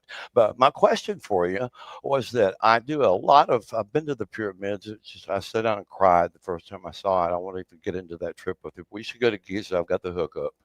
All the hookups in Giza, all the ones that you need. But I've been studying Enoch and relative to the pyramid and doing a reverse time jump scenario where a protagonist jumps in time from 2040 backwards 138 years, and she meets Enoch's hologram. And then I'd stumble on John D. Does John D have any relevance whatsoever to Enoch having that many years apart, or did he just make that shit up? Because the sounds are beautiful and some of the chants are amazing, and I'm into 19 is special to him, or is he straight up demonic? I am, you know what? I am really not an authority on John D, but I do know who is. I know someone who can answer every question about John D that you can come up with. Are you familiar with the Unfuckers group? I'll write it down. I won't forget that one. Unfuckers group. Yeah. So more about Enoch's involvement in the pyramid. I mean, look, I'm just going to tell you this. You need to You need to look at. You need to contact Danny. Danny. And, yeah, she is an authority on John D. Okay. And you might want to, but as a matter of fact, you can email me on archaics138@gmail.com. You can email me and say, I'm the guy that asked about John D. Okay. I will forward your email to her, and she'll probably give you the links to her videos on John D. She's got like 2 of them. Okay, great. I'll let somebody else have a chance. It's an honor to meet you. I'll see you in Texas, and I will put my short story information in the underground. Awesome. Excellent. All right. God bless you. I'll see you in the underground too. Got to go to Giza, man. I plan to. I just don't know when. All right, buddy. All right. Thank you, man. Bye-bye. Aaron, turn your mic on. There you go. I'm on. Hey, how's it going? Man, love Thank the you for hat. having me on. Oh yeah, man. Oh yeah. I love this hat as well. Since it's the late night, I gotta rep it. Yeah, So man, yeah. I'm all for it. Yes, There's been sir. a few times where I wore mine in public. Yeah. Same here. Same here. I used to do steampunk um type What? of like cosplay and stuff like that. Yeah, Okay. and I wear this whenever like I played like I play D&D a lot, so I wear this whenever I get DM and all that stuff just to Okay. keep it fun. So yeah, but yeah, nothing serious here. Just something I want to share. I know there's a few of us, that like we've been having a lot of dreams and stuff. But I just want to share one with y'all really fast. Like in the past, I had one in which I was having the same one for maybe 3 months or so, on and off, but it was me and like 4 or 5 others, and I'm always leading them away when the sky is starting to fall, like big red and sky is falling, everything like that. But then a family member of mine, he got married, and then his wife, who I never met, I spoke to her once, and during that same few months, she was having the same sort of one, but instead of her leading folks, she was being led by somebody, some strange man she never met when the sky was falling, and all of that. And oh, like over the years, after I've been learning more about the Phoenix and all that stuff, it's just starting to make sense now that how we all have past lives over and over and over. I just wanted to share that because I know like Miss Swan, she does a lot of that stuff, with the dreams and stuff like that. I just, just something that I wanted to share with y'all, and just what you have, just your side or your sort Well, of I mean, like take on that. well, I can give an example. Like we'll say somebody I'm critical of, Darius J. Wright. I'm critical of him uh for calling something an OBE, which is probably just a dream. Because Hmm. I know I just know significant details about who he's interacted with in the past, his history, and other attempts to break into media and all that, and they weren't so successful. So I'm critical of him, but he's Yeah. describing dreams. He's not describing OBEs and out of body experiences and all that. I really don't care, but but we have ancestral memories. We have genetic memories because memory is in the field. It's not in the Right. individual. And if you're having a repetitive dream, it's not because that dream is inside you. It's because there's something inside you resonating with the field, with the part of the field that contains that information. So yeah, I did have the same dream 3 times in my life. And Hmm.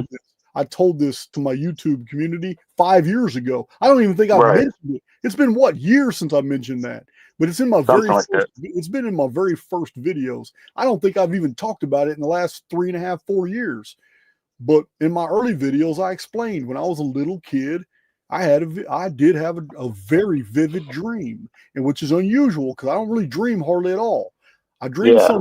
I dream sometimes, but somebody has to wake me up in my sleep for me to know that I'm dreaming. But uh, when I was a little kid, I had an unusual dream, and I'll never forget it. And I was away. I was somewhere close to a beach, and I was running across the sand, and I ran out to the beach, and I saw an old man and a dog, and I noticed that the ocean looked really weird, and the sky Hmm. was getting red, and my dream was real simple, but when I went out to the beach, the old man is holding on his leash. He's holding the dog, and he's looking out at the sea. So I look out at the sea, and it does look kind of weird. And I noticed that the water's leaving, and I noticed that there's things in the water that were in the water that are now flopping around. They can't swim. So I'm watching the water disappear and the sky turn red. And I look at the old man as he tells me it's time to go. So I look at him, but he's Hmm. not an old man. He's not an old man no more. And that's not a dog no more. Now it's some dude in a suit. He's in like he's in like a what you see in the 1800s when those guys went underwater in their little like bubble. right, Yeah, the big mass. iron. Yeah, Yeah, it's all iron and right. glass right here. It's like a Jules Verne type Yeah, underwater suit that where you were connected by a tube to the ship up there, and you're walking on the yeah. bottom. That's what he was. He's wearing that now, and it's not even a dog anymore. Now he had a dog on a leash. Now it's some type of biomechanical thing coming off his hand to some weird machine that's pulsing. And I realize that everything happening around me, and the water's trying to get away from that machine, and the sky's turning dark because of this machine. Everything around me, all these weird sounds, is because the machine is making all this happen. So Yeah.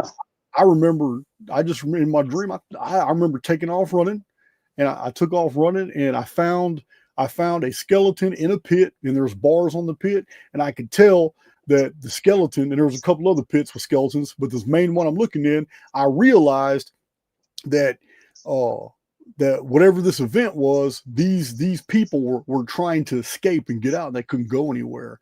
And Whoa. it was they couldn't get out, and one of them had a book, and when my focus was always on the book, and I just remember how weird it was. How I was like, man, I got to get that book. Before whatever happens, I got to get in this pit and get this book. So I'm looking for help, and I see a hot dog stand. That's where things just get really weird. Yeah, Yeah. man, I see the hot dog stand. I told you all about that. But anyway, I had that when I was a real little kid. Then I had it again. Right. I had it again when I was like 13 or 14 years old. And then I had it again about 2 or 3 months after I was in jail at 17 years old. And I've never that's weird. I've never had it again. But yeah. Wow. Yeah. Yeah. Oh yeah, that's weird. Yeah, with you saying something about, how we have our like our ancestors and stuff like that. When I was young, like maybe 3, 4, 5, like my uncle lived next door to us in the Bay Area, like in California. He had these big oak heavy doors, and he had this nice marble foyer floor and all that. And I would be sitting there, just like whatever a 4-year-old would do, and then the door would just swing open super heavy, like just slamming open, and I would be like, Fifi's here. Apparently she was a great aunt of mine that I never met, and she lived like until she was 80 something, but she died whenever whenever my father was really young. So they were all shocked that I knew somebody's name that they never mentioned around me, and all that. So it just shows how we are all like intertwined with, like you said, the field, and with the past, with the history, and loved ones, and Listen, and all that. I'm so on board with the fact that you and I and everybody listening to me, we're actually from somewhere else.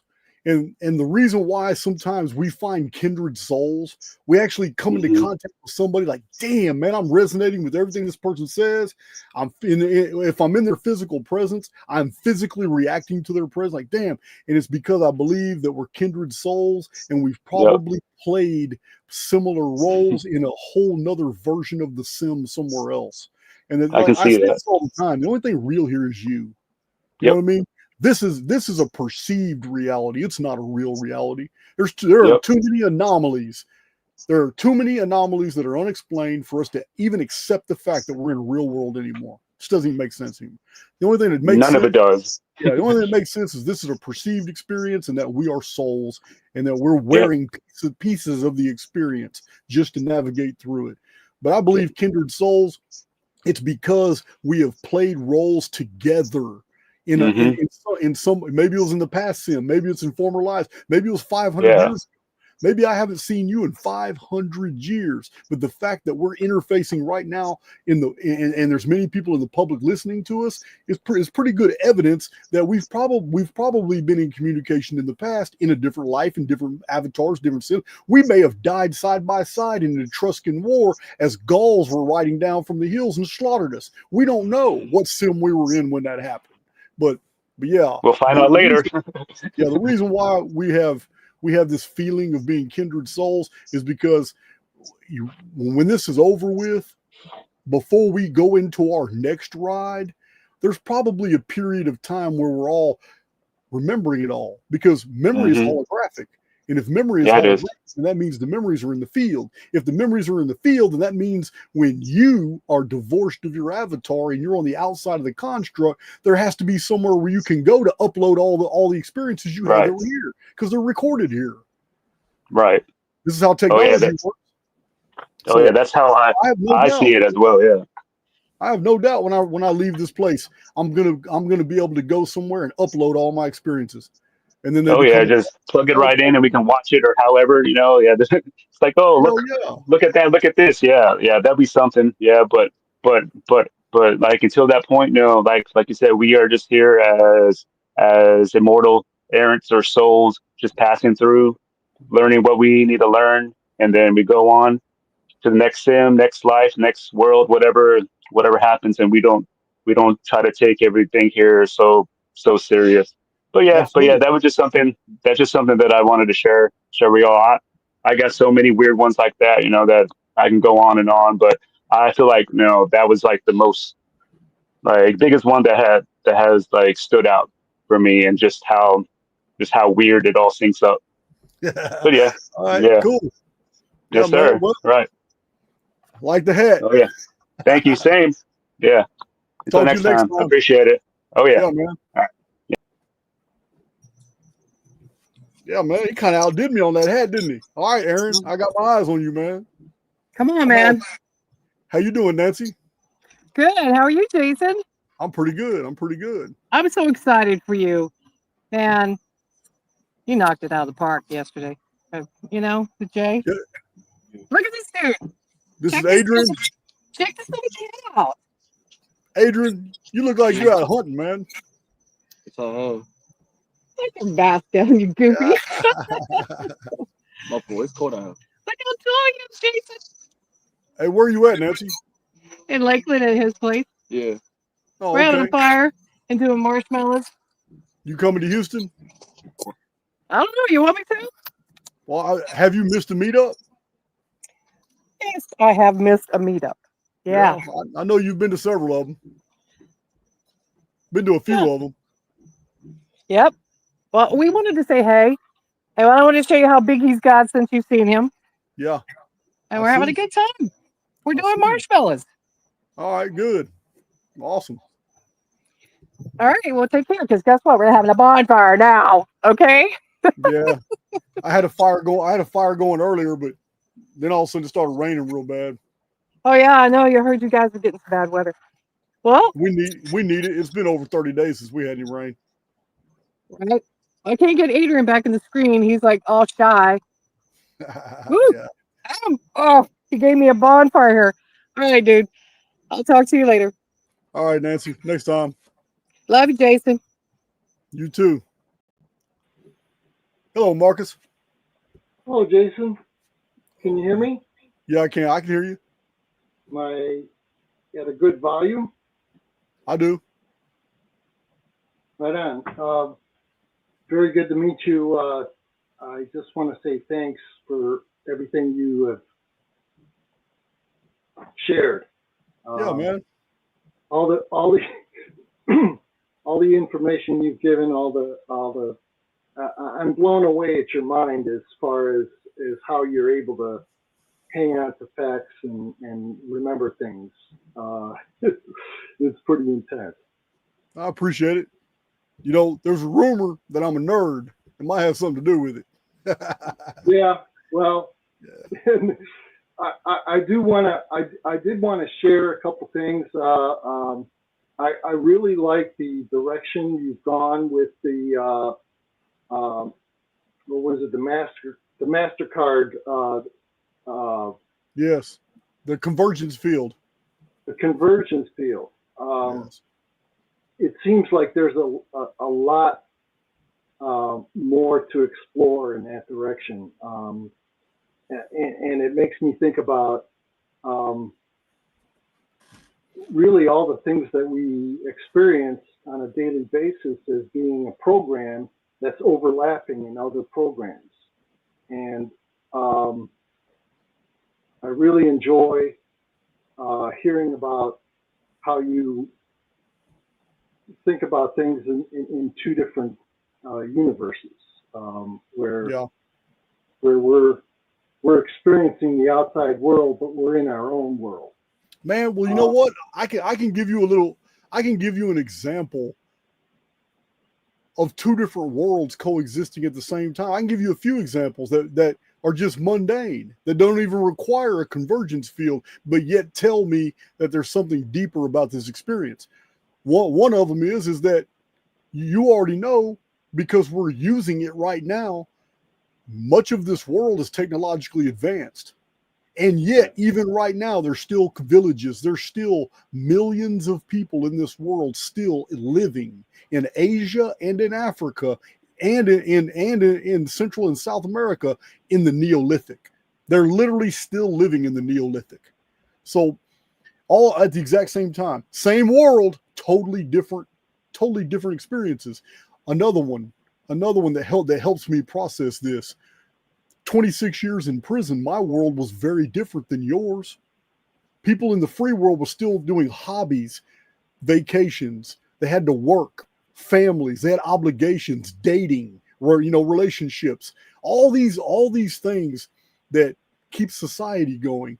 But right there on the edge of society, there are prisons everywhere, and it's a totally different world than what's going on, and it's totally isolated, and there's very little interface. There's just a few people in society, and they represent less than 1% of the community that work in these prisons, and they don't really talk about what's going on in there. So it's truly an actual another world, but it's still the same world.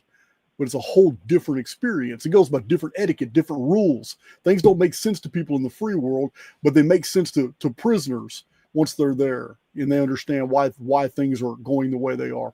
So what I'm saying is that the convergence field makes sense of the anomalies, the Nemesis X, Phoenix, when it comes to cataclysms, when it comes to the human experience and the collective. But yeah, this is a highly compartmentalized world. So that's where I got this idea, just being raised in prison since I was a teenager, just understanding it. Damn, man, that's where I came up with the phrase in prison. You and I may live in the same world, but we do not live in the same universe. Yeah. I mean, it kind of blows me away, the experience that you had to go through. I mean, it's sort of weird that you had to go through that to get the knowledge that you gathered, because there's, like you said before, there's no way in hell I would ever have been able to read as many books as you had, right? And not only that, I mean, you are gifted in a way to remember the things that you read, which is unique, and then not only that, you figured out how to share it, which is unique, right? And so, one, thank you, because certainly 5 years ago, it was good to well, when you started coming out, I picked up on you, and it has helped a lot to just make sense of the absurdity we're living through, to put it another way, right? Yeah, man. So where are you hailing from? I'm in California, near Sacramento. Okay, all right. I grew up in Chicago. Oh, you're a long way from home. Yeah. I'm from Chicago. I used to when I was a kid, I used to go to I used to fly into Sacramento with my dad. My dad had you know what Cessnas are? Cessnas, beach crab bonanzas, little pipers, pipelines, all that. Now my dad had many of those little municipal aircraft. He used to rent them out to other businessmen. So he had two hangars at Meacham Field and Mangrum Field outside of Fort Worth. And Dad and I used to get in that little plane, and we go over the Rockies. We go to Sacramento, land in Sacramento, and then we would go overland to Burleson in the White Mountains, outside of Sacramento. We got family out there. I used to go explore the 49ers caves and all that. I used to explore all that when I was a kid.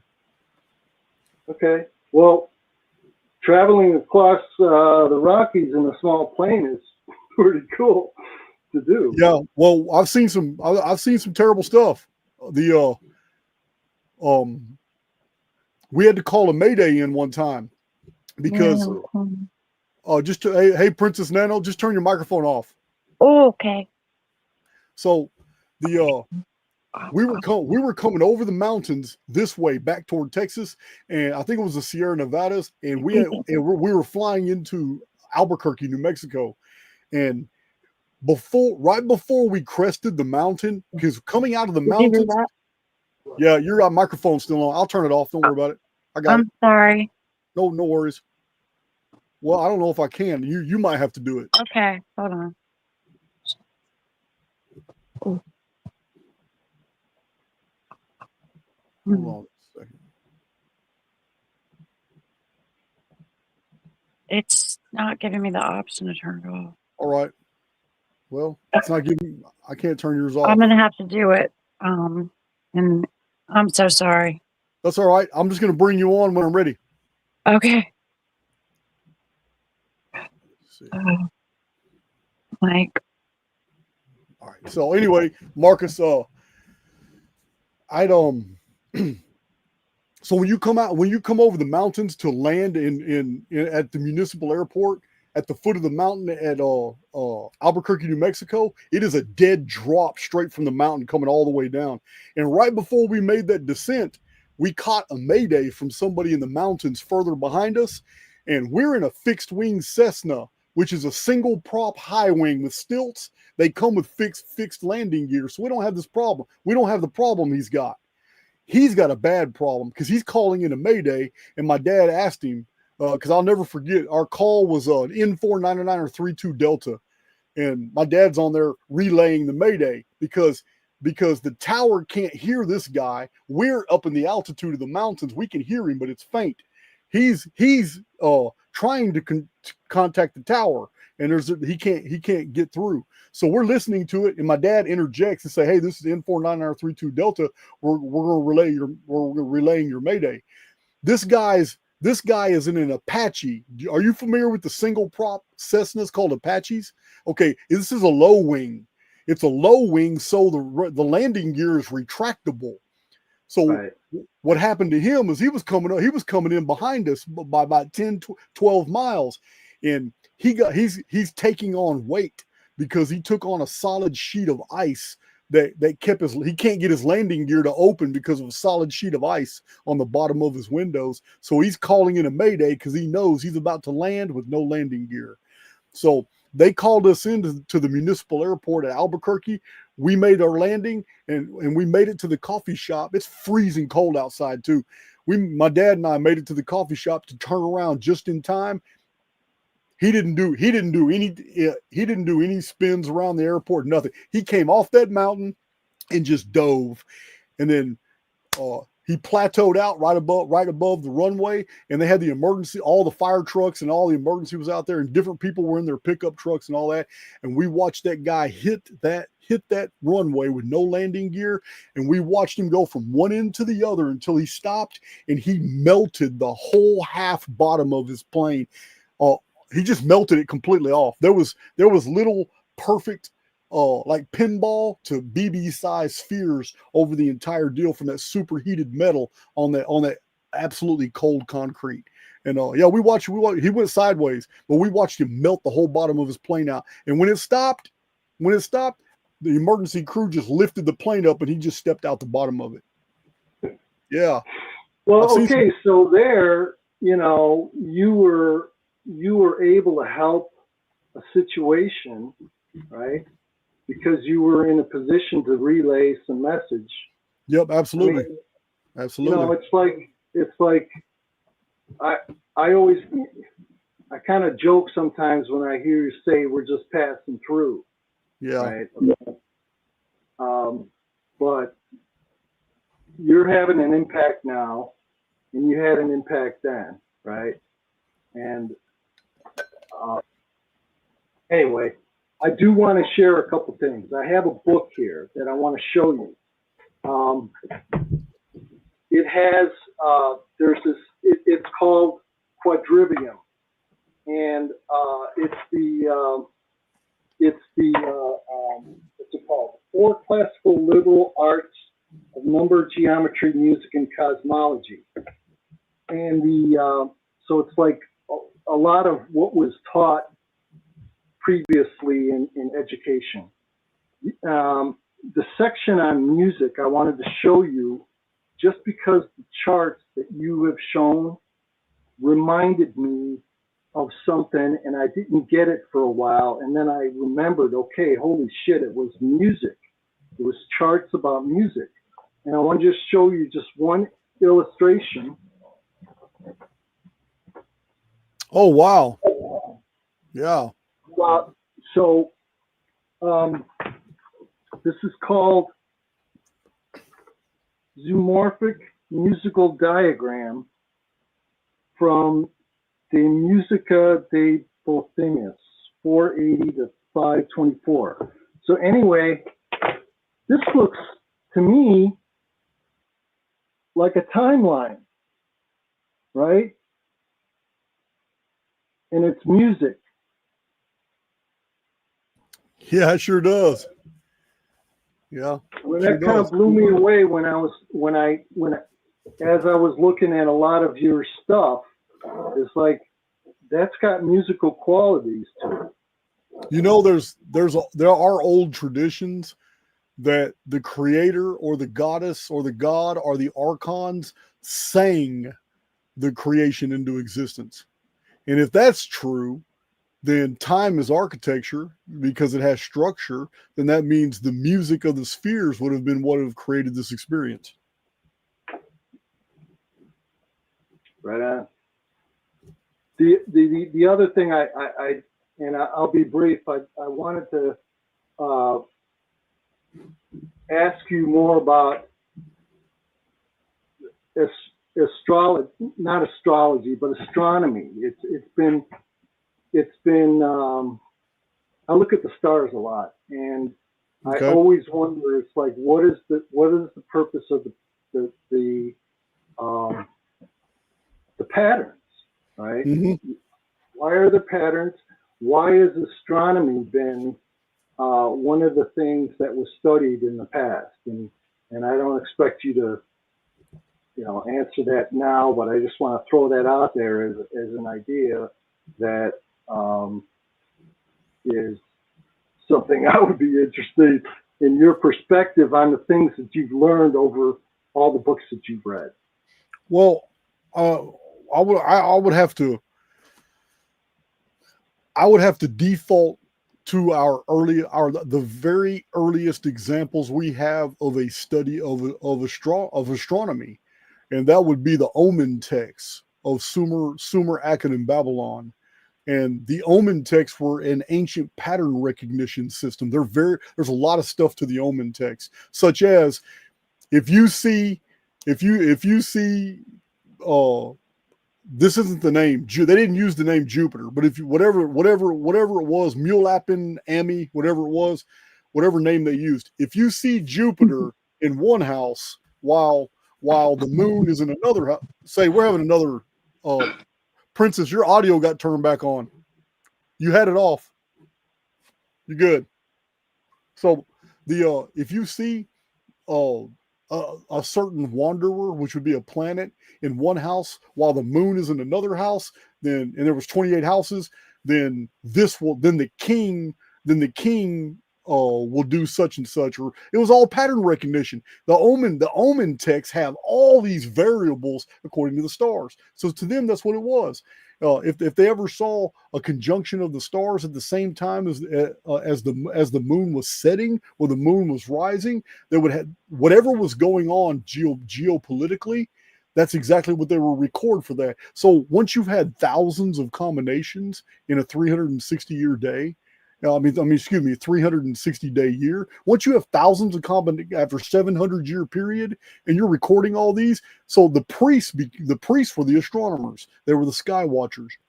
So the earliest examples of astronomy are the omen texts and the Venus almanacs, because Venus was the brightest star in the sky. Nothing else compared to Venus, only the moon.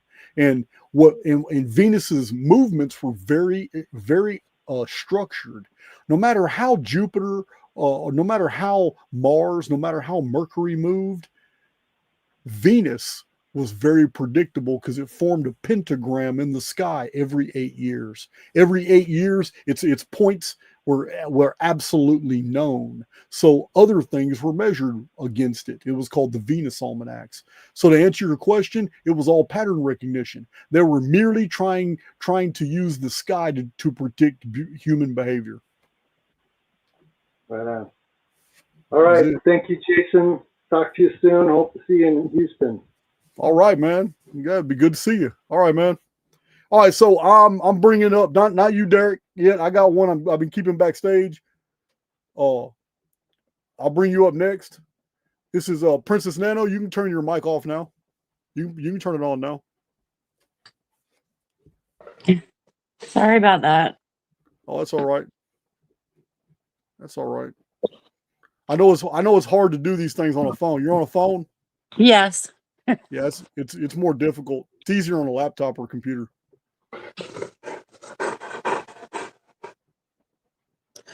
But you can see and hear okay, right? Absolutely. Okay. See just fine.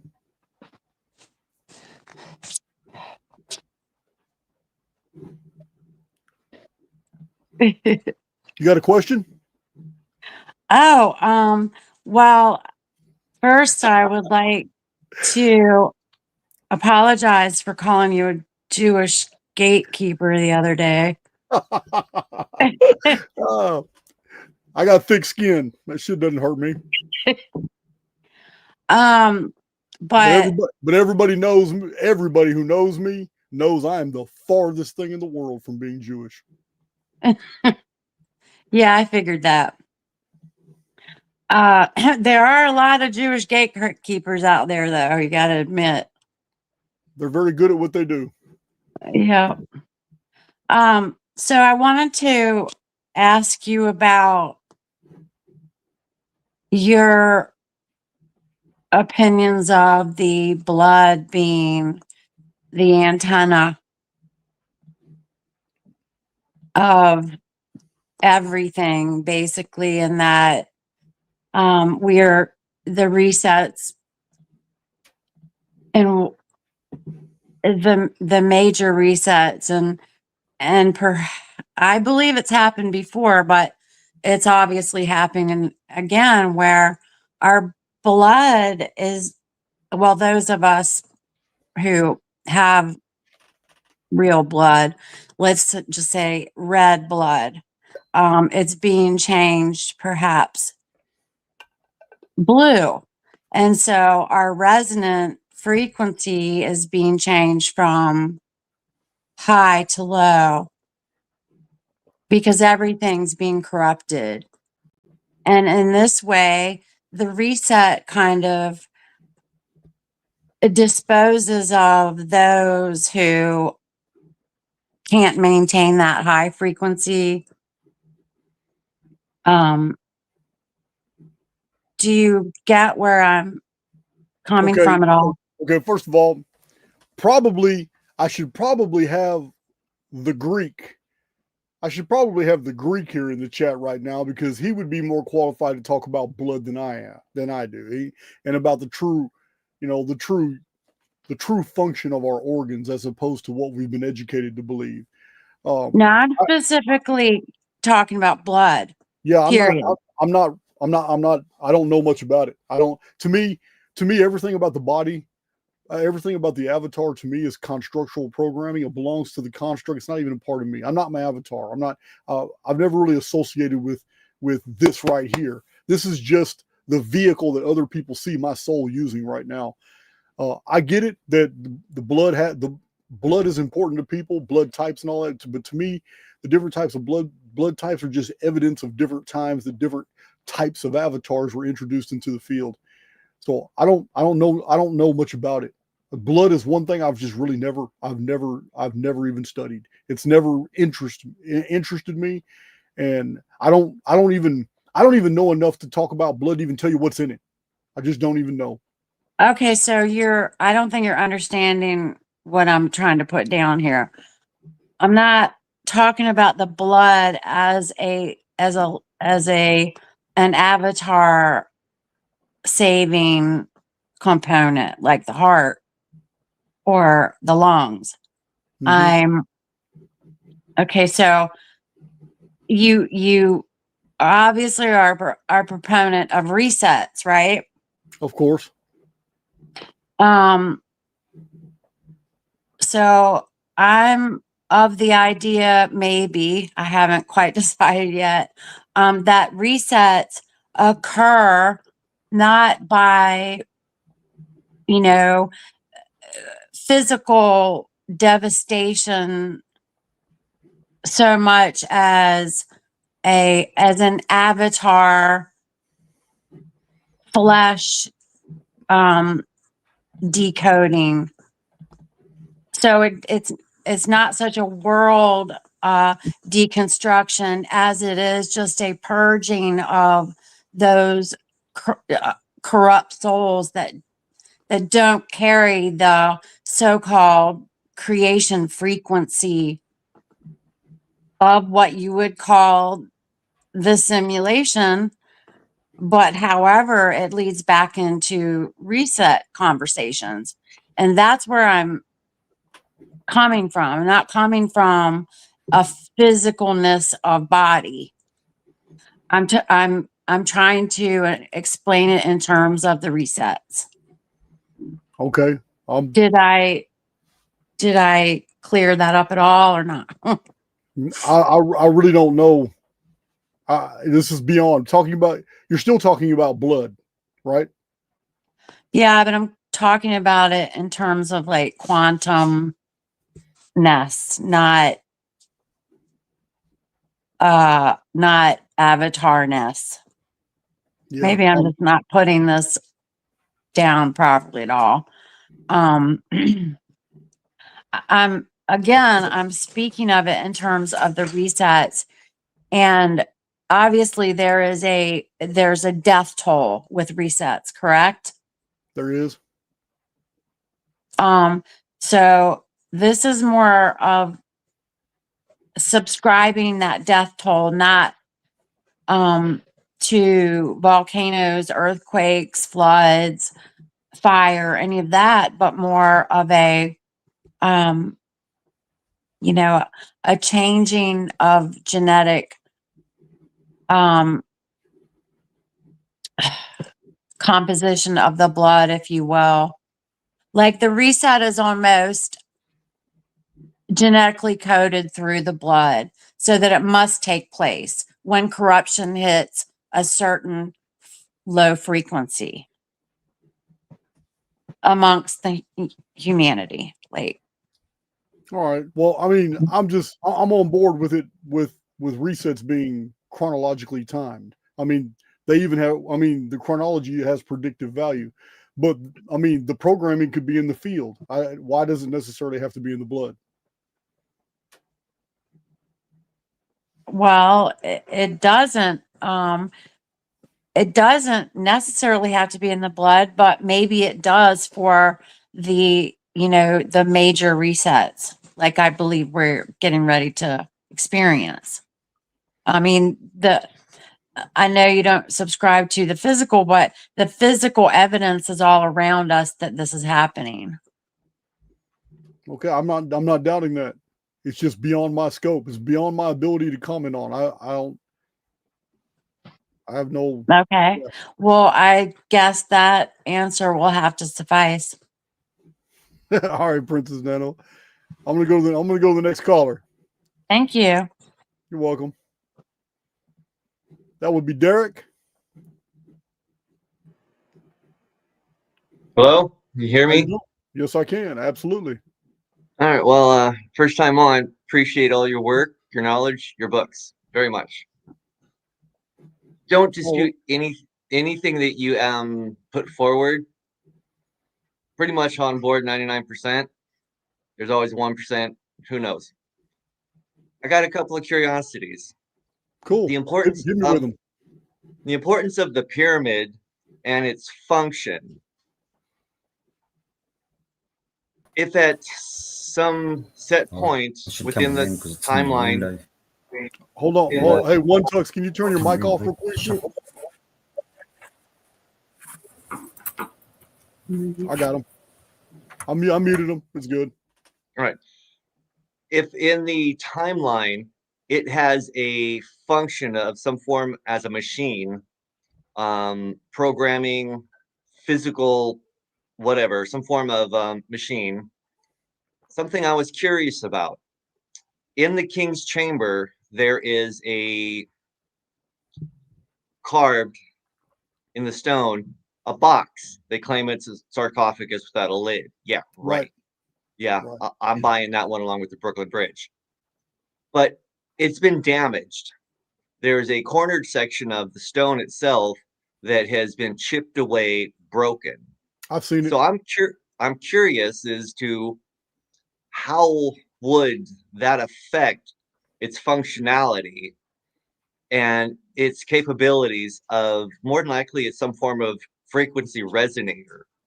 I wouldn't be surprised if at some point it was possibly even filled with some form of liquid, most likely mercury, aka quicksilver, which in all of the Hermetic philosophies, books, spells, in all of their whatever they, that's a recurring liquid metal that has a hypothetical concept of immortality tagged along with it. But with that chamber, the quote sarcophagus, actually the stone being damaged, what's the possibility that that could have damaged it to the point to where its frequency resonating capabilities or whatever it's designed to do could be misfire, a malfunction? That's a good question. I mean, I wouldn't know. I don't believe that it's not. I'm pretty sure we can synthesize the stone to repair it, to get a close approximation. But you raise a good question about mercury, a good observation, because mercury was known and in great abundance to the ancients. We have many examples in South America of these miniature boulder cityscapes, and archaeologists are now coming on board with the idea, because they're so unusual, but they're designed for liquid to flow.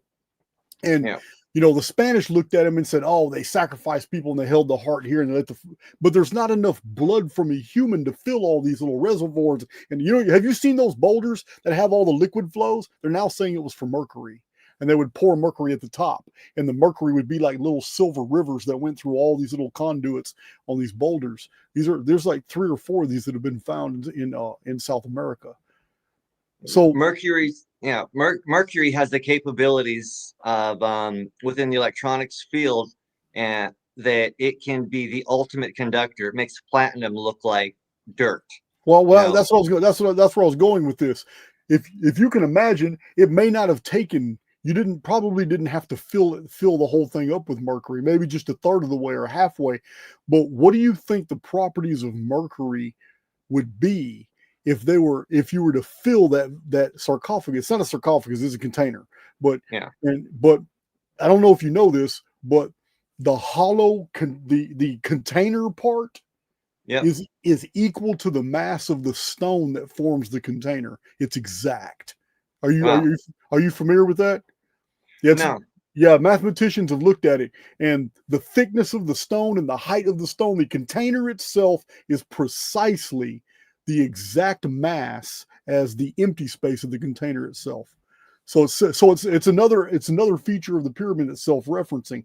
But if we had that geared mechanism going up and down the grand gallery, creating those pressure differentials through the antechamber, because the antechamber had a system of locks, you can clearly see where stone locks had once been, and they would cover that door, that little entrance to the. So if something is building an immense amount of pressure through vibration, what do you think that mercury would have been used for if that immense amount of vibration was affecting it? My thoughts on that is if it was mercury into it, mercury has affects the magnetic field, and I'm not a scientist at all, but what little bit I've read, that energy field coming about that would be generated and fill that room would a huge magnetic vortex, which some people that I've read have hypothesized that could be the basis. If mercury could spin around a copper coil, can generate the capabilities to levitate things, and also to produce a magnetic field that could possibly what's the term I'm looking for? Allow the teleportation from point A to point B like that. Well, it's that's kind of beyond the warp scope. space and time. Yeah, that's beyond anything I can comment on. But Yeah. I will say that ancient Egyptian religion describes exactly what you're saying. Is that Wow. once you went into the Holy of Holies, which is the King's Chamber, it said the soul of the Pharaoh would literally be teleported through the shafts to his star. His star being his next destination. He would be free of this of the kingdom of Seeker. The kingdom of Seeker is literally the kingdom of hell. It's dead. It's what this place is according to the ancient Egyptian mindset. But I understand that one. Another curiosity question that I had: the flood of Noah, I think you referred to it. That's the Ogaigian flood. The Ogaigian deluge was 552 years after the flood of Noah. Okay.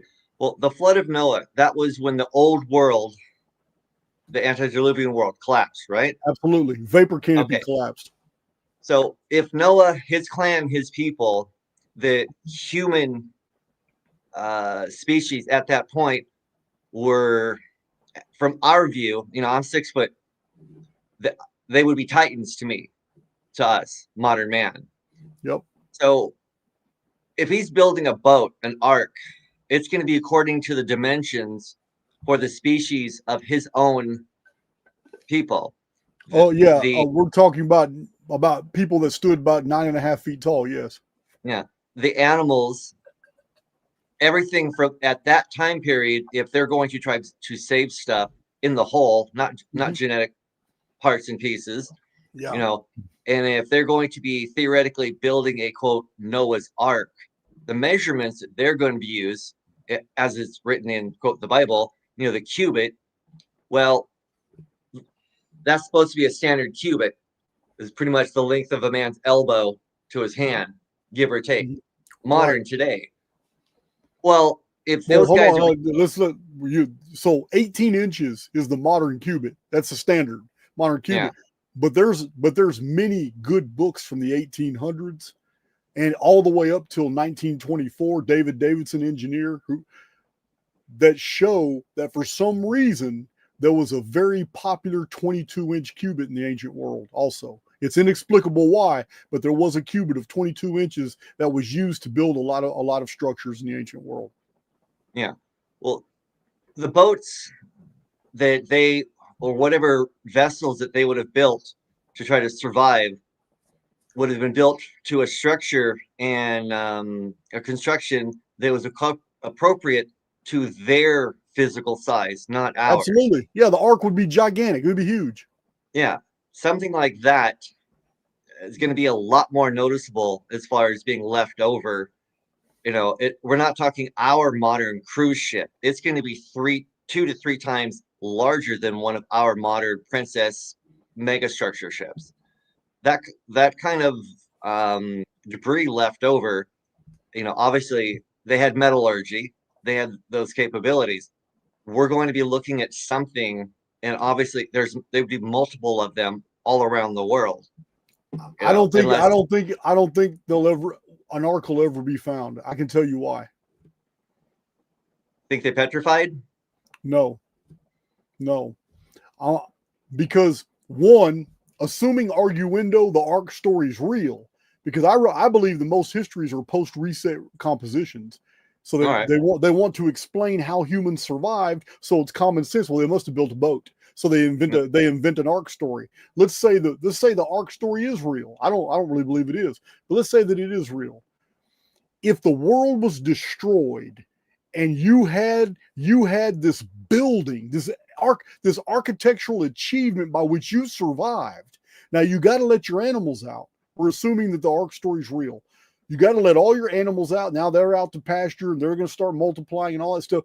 There's no way in hell within 20 or 30 years as other humans are being born. And now you got 14, 15-year-olds, 18-year-olds, 22-year-olds, 26-year-olds. Now they're starting to have kids. You got 1, 2, 3, 4, 5-year-olds running around.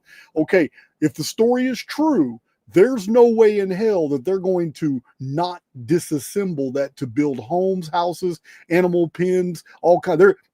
It's too much of a resource.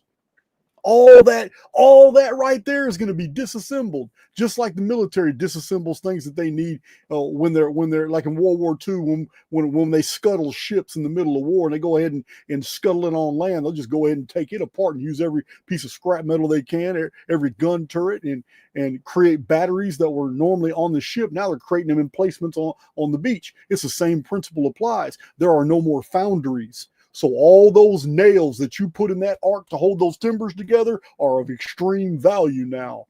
All those fittings and hinges and doors, everything, all the braces, because you know in carpentry we use metal braces on wood to hold wood together better. They did it back then too. We've seen them. Oh yeah. So hold on. That's the answer I've been looking for, that I've never heard you talk about, and I was wanting to get that out in the field so that hopefully it will start to get other people to think about that concept. So many people waste their time trying to prove that that's a historical or real. Ham went one way, Japet went another way. Right. But they don't ever talk about Japet. Where did his ancestors go? It's always just Shem and Ham. Yeah. So check this out. Here's a more likely scenario to me. I don't care if Ham, who is Kim, if Yapatos, who is Japheth, or if Shem, who is Melchizedek later in the Semitic records. I don't care if they're really related to Noah or not. I don't care. Because the real scenario was probably they knew a cataclysm was coming, so they built a fleet. They built fleets of ships, and only 3 fleets actually survived. And those 3 fleets were later amalgamated under the head chieftain Noah, the survivor of the flood. You understand? And then I got it.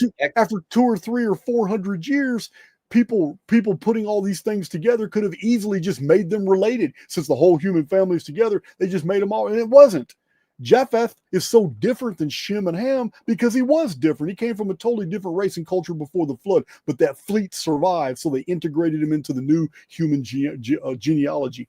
The Shem Melchizedek line was so different than the Kemetic line of northern Egypt, so they turned around and integrated him as a son of Noah. They just made him born at different times. I don't believe the story of Noah's Ark. I believe that there were many arks. There were whole fleets. The race was preparing for this, and they had plenty of time to build fleets. Because all the animals of the world on one ship doesn't make sense to me. But what does make sense to me is if there's over 1,000 ships, and many of those ships, some of them have a bunch of sheep and goats, some of them have oxen, some of them have giraffes, some of them have bears, you know what I mean? You know what I mean? Just a whole fleet with all kinds of frigates full of all kinds of stuff, just trying to survive. And a whole bunch of ships didn't survive, but those that did got integrated into the genealogies. Appreciate your time. I have one more, but I'll save it for a later time. Probably send you into an email. It's a little bit complicated. Keep up the good work. Thank you. All right. Good talking to you. Next time. Thank you. All right. We got Riki, and then we got the One Tux. Unmuted here. Jordan. Can you guys hear me? Yeah, I can hear you. And we got Kelly Ware here. Oh, Kelly, Hey, it's a turn your pleasure. microphone off, Kelly. Hold on just a second, Ricky. All right, cool. We're good. We're good. You're making me dizzy doing all that moving around, man. Apologies, I can't smoke in the house. I get in trouble. My mama kicked my butt. But yeah, I wanted to bear a little bit of testimony to something that happened up here at Myrtle Beach in the area where I live.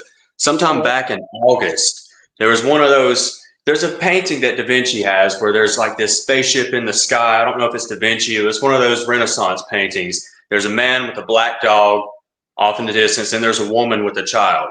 Are you familiar with that painting? Does that one cross your mind? Does it ring any bells? I'm familiar that there is a Renaissance painting that shows a very clear UFO. I am familiar with that. I did look into it's not really my interest, but I did look into it, and yeah, it's real. Yeah, see, that was an interesting phenomenon that I saw up here at Myrtle Beach. I walked outside to take my dog Layla out and our new dog Coconut, and they're just little dogs, but as I was out there with them using the bathroom, I look up and I see it just cutting across the sky off the coast here, off the East Coast. This is right before these hurricanes started going bananas out here. And as I looked up at it, well, I felt majestified because that's the first time in my life I've seen something that, obvious as a UFO. I've seen lights before, but nothing that I couldn't, maybe write off a little bit of some distant airplane. This thing was obvious, and it looked just like the thing in that painting. And I've seen that through algorithms after that is some sort of Chinese rocket. And it looks like they're cutting what Martin would say would be like the firmament, flat earth style theory. But as I was looking up at it, I felt like maybe this would be a moment to kind of communicate. Maybe it's God, maybe it's an agency of God or something of another veil or another angel agency. I look up at it and say, come here. Bloop. A white light shows up. Absolutely bananas, man. I mean, that was just something I wanted to put out there for the conversation. Now, shortly after that, and I'll get into the symbology of that painting because I think it's somewhat similar because I had a family friend who lost a family member that day. Her daughter died, I think, relatively around that time, and also had a really bad feeling about that time. But for that light to show up, it scared me, and I was kind of communicating with it. And whenever I said, come here, and that little white light showed up, it kind of floated off this way, off to whatever direction that is. And the other one that was going across the sky just kept going in its direction. The one that showed up is similar to the ones that show up around volcanoes and bring them down, the one that moved the meteor. Now, I don't know if that's AI or not, but that was just a bizarre scenario. And, since then, I've had all kinds of I already have ADHD, in case you can't tell, but there's like a phase of strain on my mind. I couldn't focus. It sort of took the ADHD and turned it from a 5 out of 10 to a 6, 7, 8, back down to a 5 throughout the day. And so I don't know if they're hitting me with algorithms, if they kind of caught onto that with their radars, or if they're just trying to run a psyop on me. And that was just one strange occurrence, and that happened recently. But about 2 or 3 years ago, Martin was doing a live stream, and when I texted him, I felt a warm streak run up my left arm. And at the same exact time, Martin jumped back and was like, whoa, what are they trying to kill me with a heart attack? Because he felt what he described in the stream as the same thing. And you're friends with Martin. You could check with him on that. That'll ring his bell because I know he'll remember that because that was a strange phenomenon. And it's like it happened right at the time that I hit the key to hit send. And it just shocked both of us, almost like the simulation was trying to prevent us from connecting. I don't know what you make of that, but I just thought that was just two bizarre occurrences in the recent history of my life that I've had. And I remember that dream you mentioned earlier, and that was phenomenal. I've only had 2 or 3 dreams where I've been in a basement of a pyramid and come out in the basement of a ship and come up to the surface of the ship. But there's something profound about that dream. And I've only had 3 of those. And the third time, the most recent time, I was in the basement of a church out close to where I lived up in Spartanburg County. And I come out from under it. But that was just, I can't recall too much. Again, it's my cognition. But I just thought that was some bizarre stuff. Well, what do you make of that? Check it out, Ricky. Before I let you go, I want to tell you about, listen, there's a lot of people who have had lasers on them when they see these unusual things in the sky. And listen, they are always aware when somebody is watching them in focus. They actually respond to our awareness. And especially with lasers, when people hit these little UFOs and these globes and orbs with lasers, it says it's obvious by their behavior that they know that you're watching them. And I didn't want to anger it. I just wanted like maybe a communication. But when that little light showed up, when I spoke to it, it just startled me. So I was just like, okay, never mind. Maybe if you got, some intelligence to trade, or maybe you can help cure my mother. Her, she's got like carotid arteries in her heart, or my dog's like 14. She's getting old. I was kind of like asking for wishes, like it's a genie. But that just scared the daylights out of me. Yeah. Yeah. Right, that's man. a crazy thing. Well, I appreciate you sharing that with me. Amen. See my deal. I'm gonna go over here to the One Tux, and I listen to Martin frequently. I'm subscribed. Matter of fact, I'm a member of his channel. But bring up that occurrence. All right, I'll that one streak up his left arm when he was doing a live stream back in about 2022, 2023. If it comes across your mind, bring it up to him, because I'd like to connect with him and just check in with him on it, because that's like a synchronicity thing. All right, man. Later. One Tux, how are you doing? There you go. Hey, Jason. You guys popped in and out about 5 times tonight. Yeah, still tech retarded. Still tech retarded. Well, I got no questions for you, Jace, but I just want to say thanks to the team. The books arrived. We got our stack. Wow. So the New Zealanders are going to be really stoked with that. So that came really quickly. Wow. Yeah, man, well, it was going to end up being $100 a book to get them individually. So we rallied round and we put in a big bulk order. So half the price. It did. It worked well. Yeah. So thanks. Big ups to the Archaix team. Thank you, man. Thank you. Got part one. I miss you guys. I wish y'all come back to Texas, but I know New Zealand's a long way away. It is. No, we'll get back there. Yeah, we're missing those Modelos. Yeah. Yeah, well, if you get back to Texas. We're coming. Hey, Jason, have you read Gavin? He's got a what? Sorry, missed that. Oh, I said I got a place you can stay if you come. Oh, all right. Awesome. All right. Awesome. I had a question if you'd read Gavin Menzies, I'm not sure when he wrote, but The Lost Empire of Atlantis. It's pretty compelling that he's just saying it's the Minoans down in Santorini, or Gavin Menzies. He's in the school of thought that it was a 1450 BC. So it was Gavin Menzies. Gavin Menzies. He does not agree with the Graham Hancock version of 9600 BC either. No, but he's in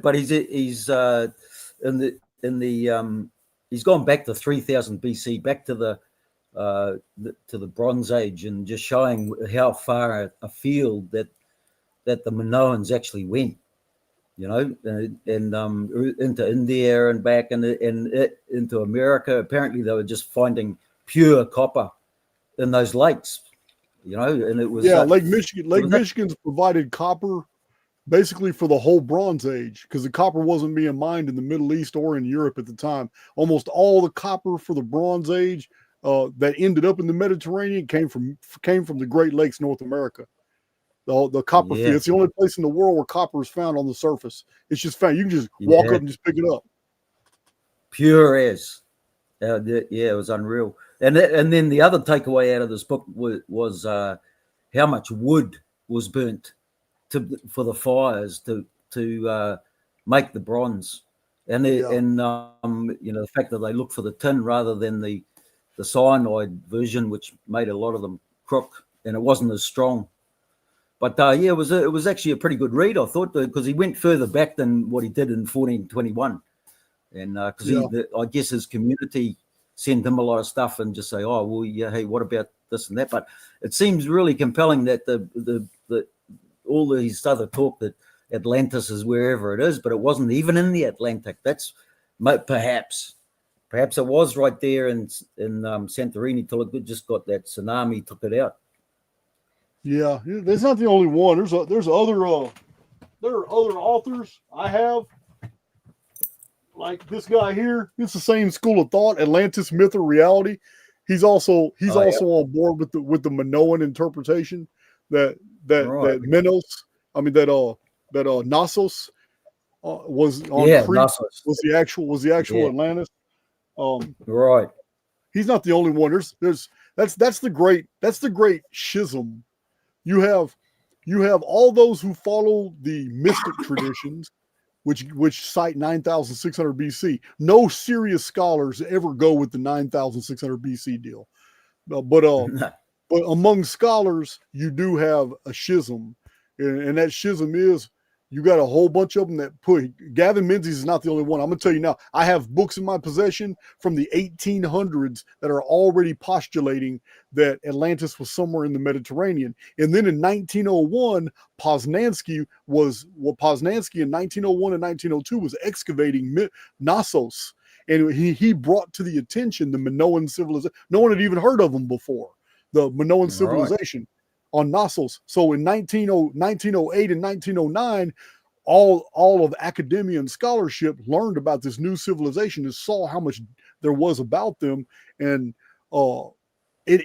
instantly, there were already books being published in the 1920s and 30s that were saying that the Minoans were probably the original Atlantis, and because the Egyptians called them Keftui, right? Keftui, or it's Kephtui or something, and there was a lot of intercourse between them. And then all of a sudden, when Thera detonated on Santorini and blew up, they didn't hear from the Minoans anymore. All the Minoan trade was gone.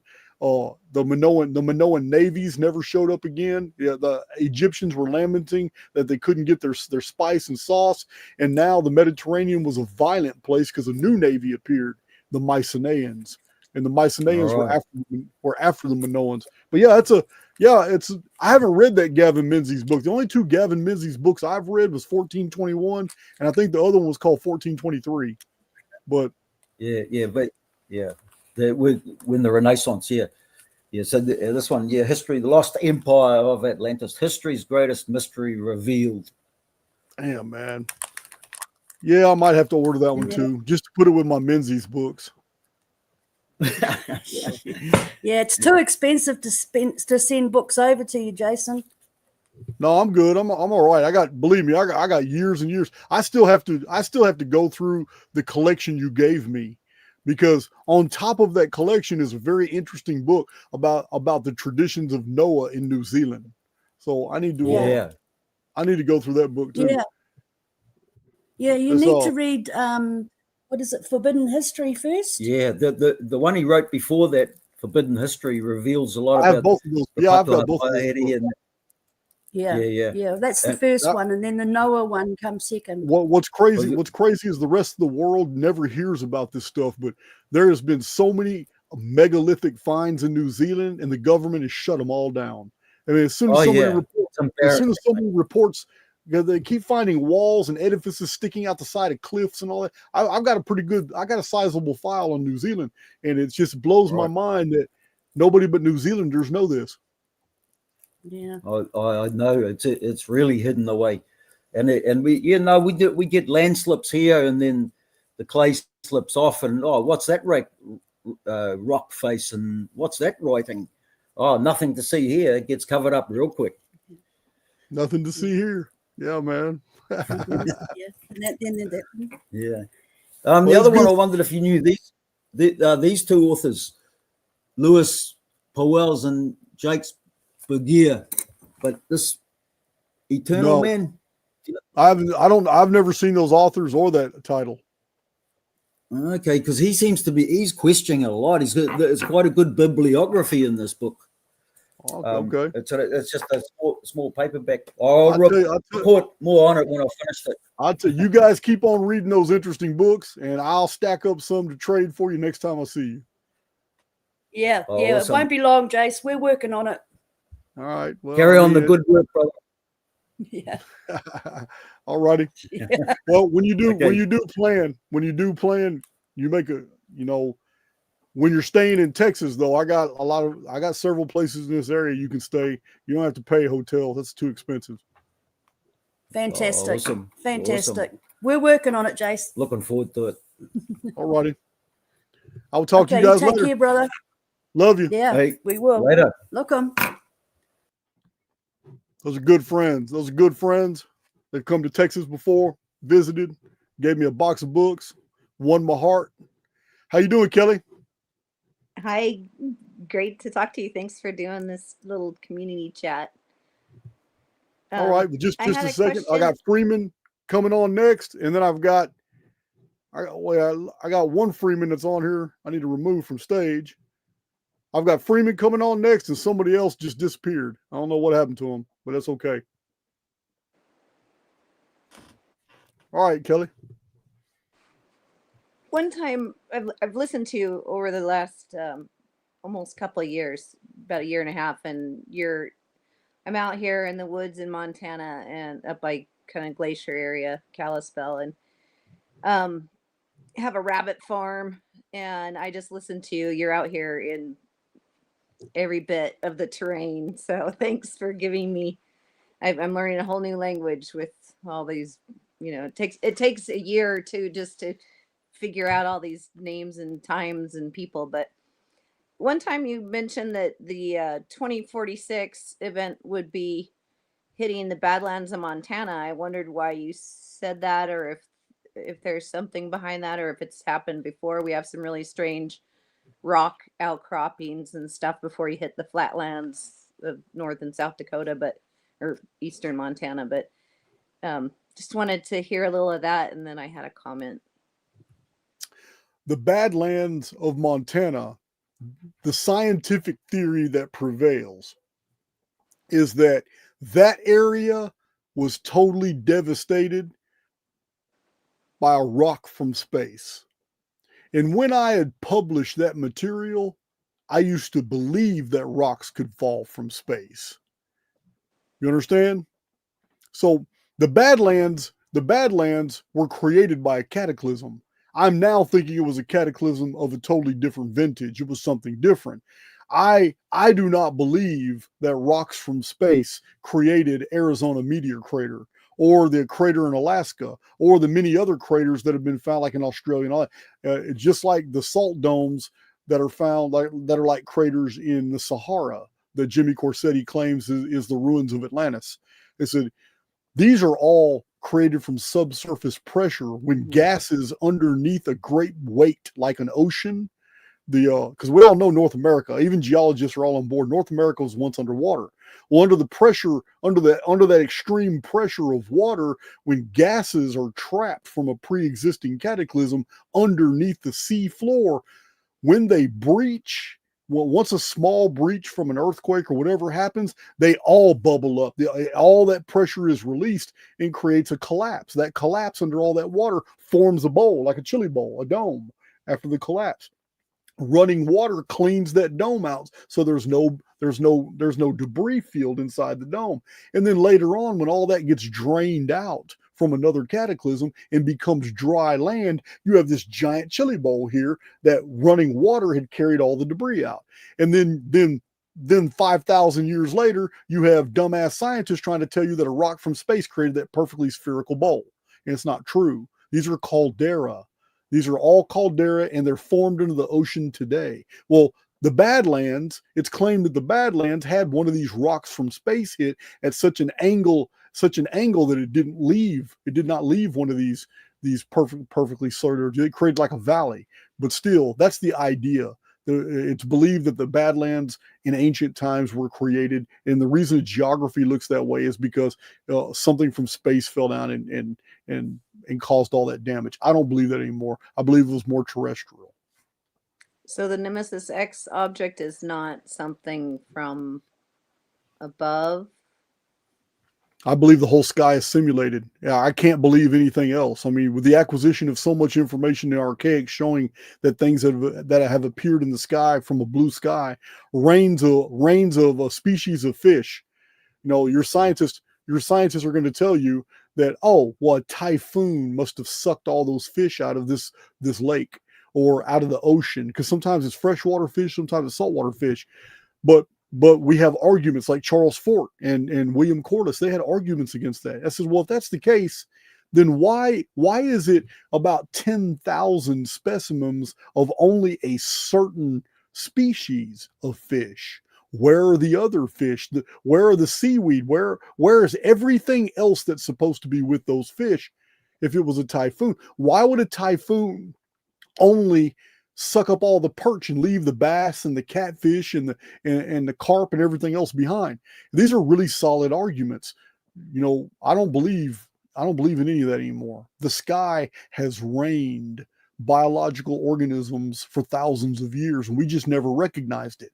There's never been an organized field of study like aerial entomology, but there needs to be, because even Iceland and Greenland have shown in layers of ice that the sky rains insects. It rains larvae and pupa, and it doesn't make any sense. These life forms are just dropping out of the sky. Now, they were recorded in 1867 and 1868 and 1869. There were rivers of insects falling from the sky. Even ship captains were recording them in their logs and reporting that they had to have all hands on deck just to sweep all the insects off their deal. London had to have chimney sweeps. Instead, sweep up insects and start burning whole piles of them because they were starting to plague. But there's just too many unusual things. Fossils have rained from the sky. Ice chunks with turtles inside of them have fallen from the sky. We have documented so many things that have fallen from a blue sky. It doesn't make sense. Something's up there other than what we're seeing. We're seeing something holographic, but there's life in the sky, or there's something up there that has the ability to rain life on us. The world is always being destroyed. There's always floods that take things out. There's always droughts that take things out. There's always blights. I mean, in 1912 to 1914, one of the greatest blights in American history wiped out 2 whole species of trees. We don't even have them no more. These blights do this all over the world at different times, but yet still, something is taking care of this world. And every time it's needed, it rains life forms down. It's rained all kinds of things: lizards, reptiles, frogs. There's been rains of tadpoles. All this is very well documented. So it tells me that our world is more like a governed terrarium.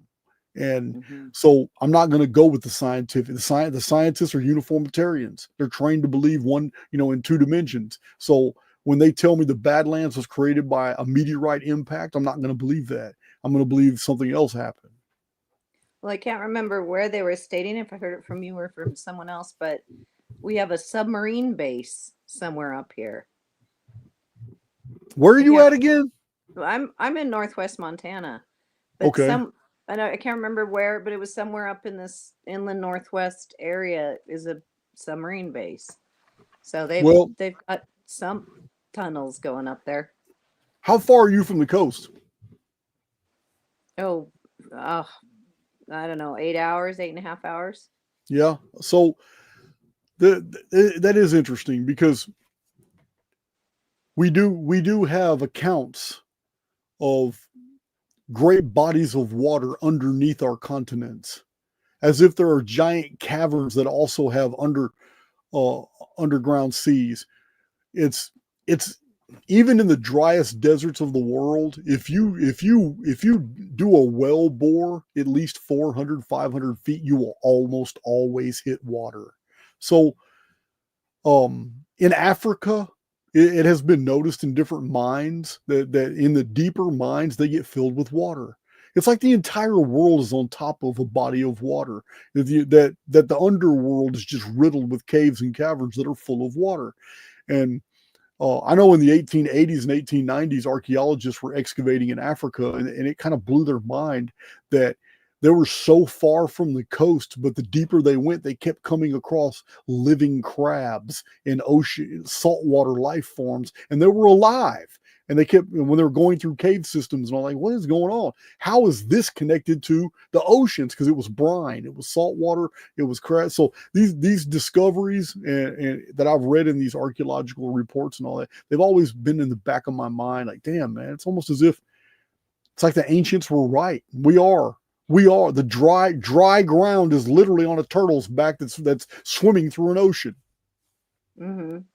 I wanted to just make a comment too. I've been a teacher of permaculture and student of it for 30 years. And I don't know if you've come across it, but I know a lot of people kind of get freaked out like, oh God, what do we do to prepare for the next 15 years or 20 years? And study permaculture because it's about food forestry and perennial. It's agricultural system based on perennials. So there were tribes up in that Message from the Heart of the World is a documentary from the first BBC cameraman they let into some of the high areas of Colombia, and they were telling how they were a tribe that came onto a piece of land that was all planted out with foods on the terraces that were from someone 2,000 years before them. The people were gone, but the gardens were still there. So when I saw that early in my permaculture studies, I thought, wow, okay, what difference could I make? You know, you write a book, maybe it'll last, but, you know, building these perennial permaculture food forests, you know, and things that will continue through time. So I'm trying to plant out my future. I always tell people, if you plant a nut tree now, they'll be producing by the time we need it. And lots of good technologies for underground greenhouses and underground. Oh yeah. Greenhouse. There's all kinds of awesome ways to make even half underground. Yeah. You got cinder blocks and some wood. You can make a real good greenhouse. It's all kind. But you're raising rabbits. Rabbits will save you. I mean, you can clothe yourself with rabbits. You can make rabbit stew. They do make nice pets. I like rabbits. Yeah, I'm kind of naturalizing them. I'm trying different things between colony and just letting them run everywhere. And I haven't studied the. I don't know how good it would be, because I know the rabbit pellets, they're easy to manage because they poop in little spheres, little circles. But I don't know if it's good fertilizer or not. I would assume it is. Best. It's the best. I would assume it is because that's all they eat. The pea is good. Yeah. Yeah, they cost me about $500 a month in pellets because it's all organic, but they're great. They're beautiful. I have New Zealand rabbits, and it's so cool doing the breeding and different colors, and they're fascinating. It's an art and skill that saved many peoples, Egypt, Italy, different Ethiopia. Many peoples through times have survived on rabbit. Oh, absolutely. Do you know what the Canary Islands? Are you familiar with the Canary Islands? Huh? Do you know why they were named Canary Islands? No. Canary Islands are named after dogs, like the Latin Canis, like Canis Major, the constellation of the great dog. Yeah, Canary Islands were named after dogs. Well, one of the Canary Islands though was full of rabbits. So researchers believe that for that to have happened, it was because the Canary Islands were the go-between between the Mediterranean world, then the Canary Islands, and then ships would make their way across the Atlantic to the Caribbean, to those islands in the Caribbean. They would island hop. But for one island to be just completely full of rabbits would have to have been because a ship had brought them and some escaped, and then they just went to doing what rabbits do. And it filled the whole island up. So rabbits were a source of nutrition for sailors for centuries that were trying to get going back and forth to Americas. They knew they could always stop at this island, and there would be an overabundance of rabbits to eat. Now I got an overabundance. I got about 50 to put in the freezer, and more on the way, I'm sure. It's good stuff. I've become good at killing these beautiful things I love. Oh, I know, man. It sucks. It sucks, but I've had rabbit stew. It's good. Well, if you're ever coming up to Glacier, I'll feed you some rabbit. Man, this sounds like a plan. All right, Kelly. Well, I'm gonna go to Freeman. It's good talking to you. Thank you. What's up, Freeman? You got to turn your audio on. Or maybe I got to turn it on. There you go. Hold on. You have an audio problem?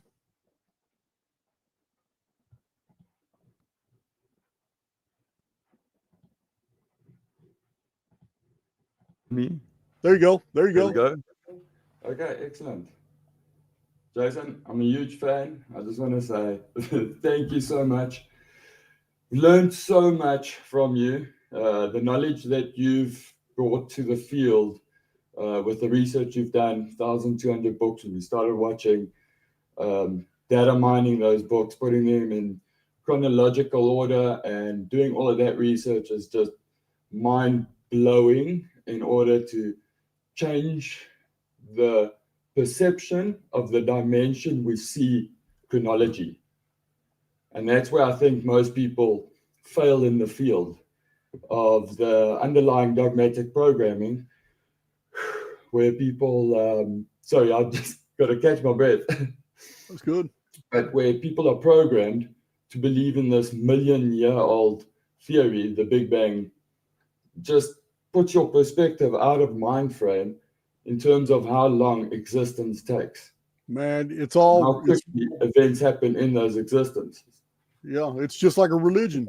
The whole scientific paradigm is no different than a religion because you have to take a lot of stuff on faith, especially considering now we're finding dinosaur skeletons, not fossils. We're finding dinosaur bones with marrow, DNA, and even skin still attached. Yeah, there's a whole lot. I got some new videos coming out. You're not going to believe it. You're not going to believe what's been suppressed. They're in scientific reports and they're in the footnotes, but the public's not being told these things. Yeah. Yeah, man. But in the field, everything is readable. And there are two things that don't lie, and those are numbers and rocks. To me, those don't lie. You're if right. I turn a rock over, you can find that rock in this holography and it would be turned over. So all the information is within the field and the physical to me as well as the spiritual. It's just one of the dimensions that we find ourselves. I agree, but man. Essentially, we all come from exactly the same place.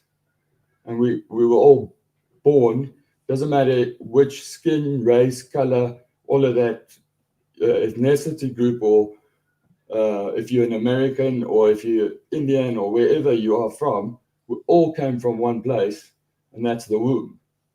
Absolutely. Now, in my perception, I had no choice when, where, or to whom that would happen. Like I was responsible for my birth. But I don't think that any one of those things are by mistake. Everything is exactly where it should be, otherwise it wouldn't be. And it's just man's perception that makes things good or bad. I agree, man. I agree. So what this said, are you a podcaster? No, I've been watching you and I've been wanting to try get into it. I've got a million ideas. I've been researching all of the books and the studies. I've done some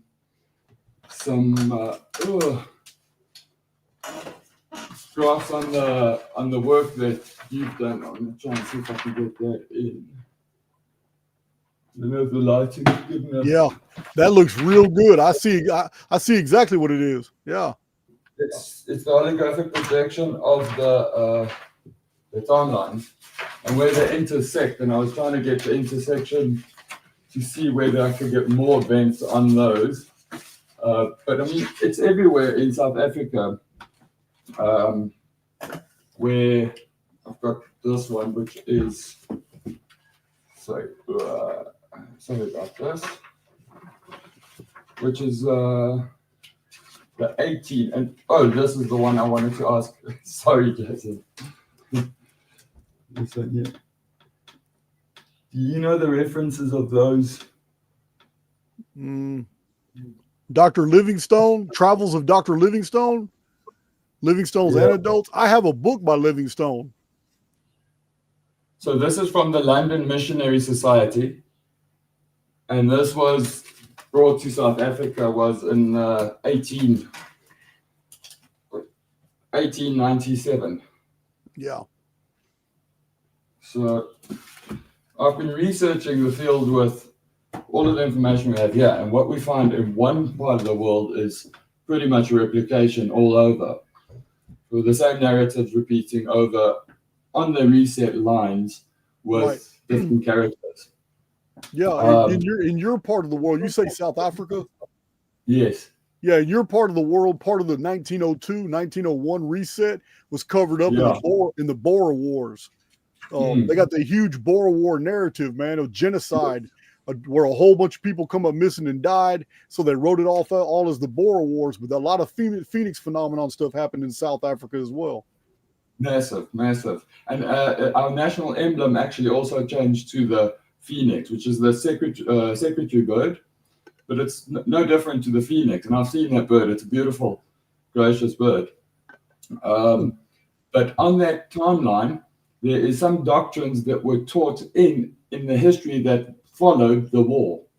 That is a false doctrine of wiping the history that was before. Yeah. Now, even in my family lineage, I've got my great grandfather, which was a bridge builder and assigned by Paul Kruger to help build bridges. Because after these events, you don't have access. Everywhere is new riverways that you need to try and cross in order to make the new landscape after a reset event.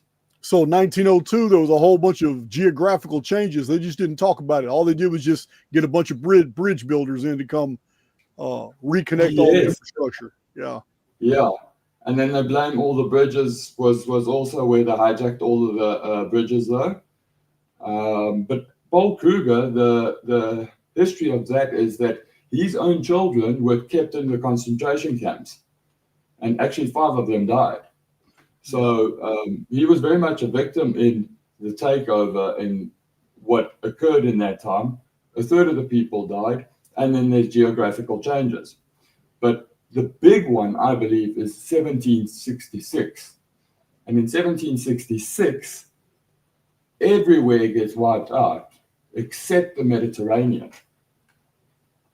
So you mean 1764? I find it at 1766 on some of the references, but it's that time frame. Yes, that one. Okay, yeah, that's within 2 years of the Phoenix.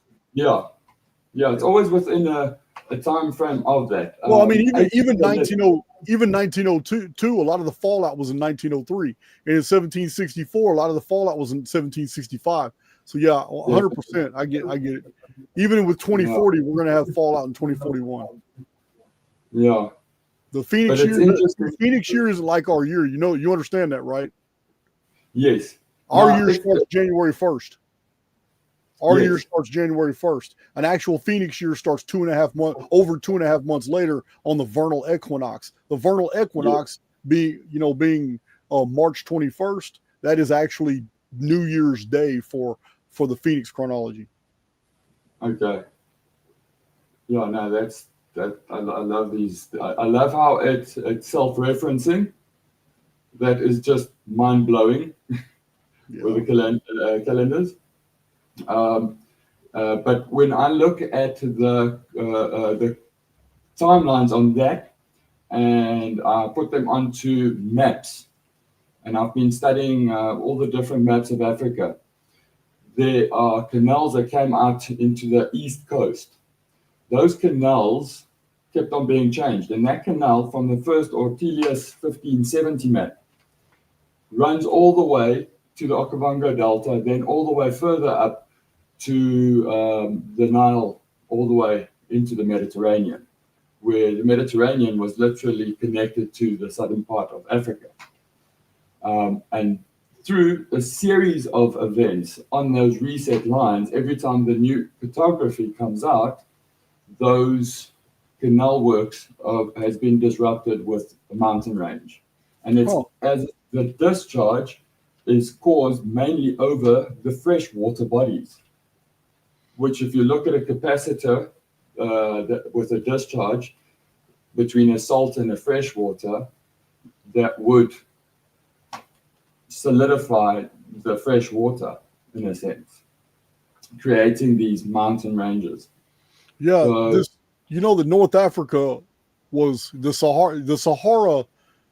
This is a recent development. You know, in ancient Egyptian times, there was no desert there at all. Diodorus Siculus in around 31, 32 BC had published his material, and he had talked about. So did Herodotus. They had talked about all of North Africa was called the Triton Sea. Some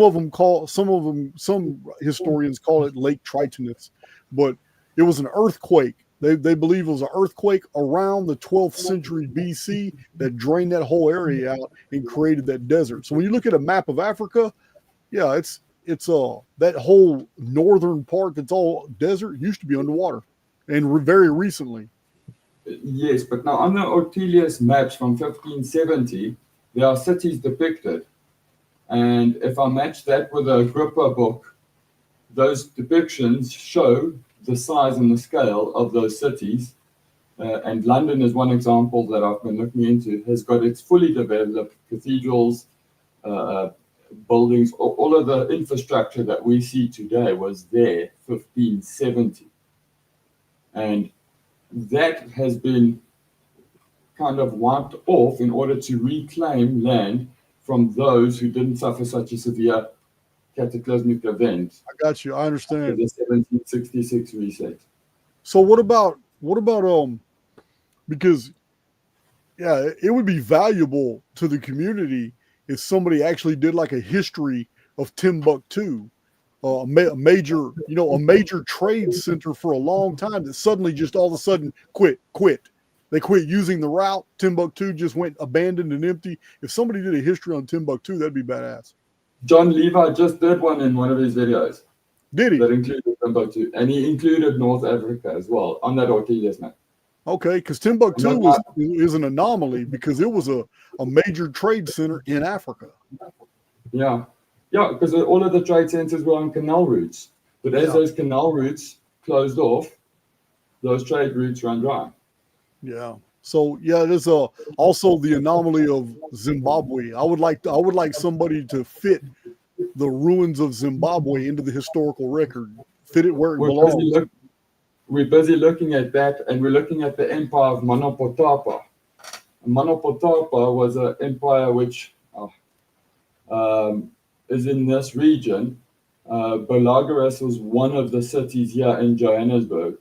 I mean, we didn't come up here with ox and wagon and then be able to quarry out granite to put as sidewalks. No, I agree. There's a lot of African history missing. I have a book in my library. It's called The Miseducation of the Negro. That's the name of the book. The book is about 60, 70 years old, but it also mentions the same things that are mentioned. Basically, I have another book called Stolen History, and it's talking about civilizations and all kinds of things in Africa that have been completely omitted from the historical record. And then in terms of nationalities, how old do you think that programming has been installed for? Because to me, it's a recent development that a nation is not naturally born. It is something that is instilled into the society as this is what the nation is. Okay, well, check this out. It's a Phoenix year. 1764. For centuries in Europe, and by extension, most of the world, were all monarchies. And everybody was familiar on every continent where humans existed, dwelt. You were ruled by a king and a queen, and then the court. And the court was full of dukes, barons, and they had their fiefdoms and they had their territories. This was the system. It was called feudal. The feudal system was run by the monarchies. The monarchies only answered to each other, and sometimes you had the black monarchs. The black monarchs were those that were ruled by the popes. Those are the ones the popes had sway over. So all of a sudden in 1764, the monarchies almost systematically collapsed. And after 1764, we had republics and democracies pop up everywhere where kings and queens ruled. Now we're replaced by democracies and republics almost overnight. And it's never really been sufficiently explained. Sorry, that's run around the Reformation era. Yeah, well, it's the key year 1764, which is also the key year for the United States. What was it, Boston Tea Party? There was tax rebellions in 1764, trying to break away from the crown. This is before American independence, but it's an event in 1764 that led to American independence later, which was pulling away from the monarchies, the crown. So all the monarchies did was change their form. They're like chameleons. They didn't actually lose their power. All they did was restructure their power to make growing human populations happy, because they're not going to be able to fight everybody. So they give them what they want. Oh, okay, you want a democracy? Cool, you'll be a democracy. But all the elected members are still answering to the unofficial royal families. So I've got one more question, if I may. Sure. And that's into the Cain and Abel. So when we look in the beginning of the book of Genesis, we've got the Lord God in the garden. We've got Adam and Eve. And for Eve, the Lord God gave Cain and Abel. Mm-hmm. But only when Seth was born was he in the image of Adam.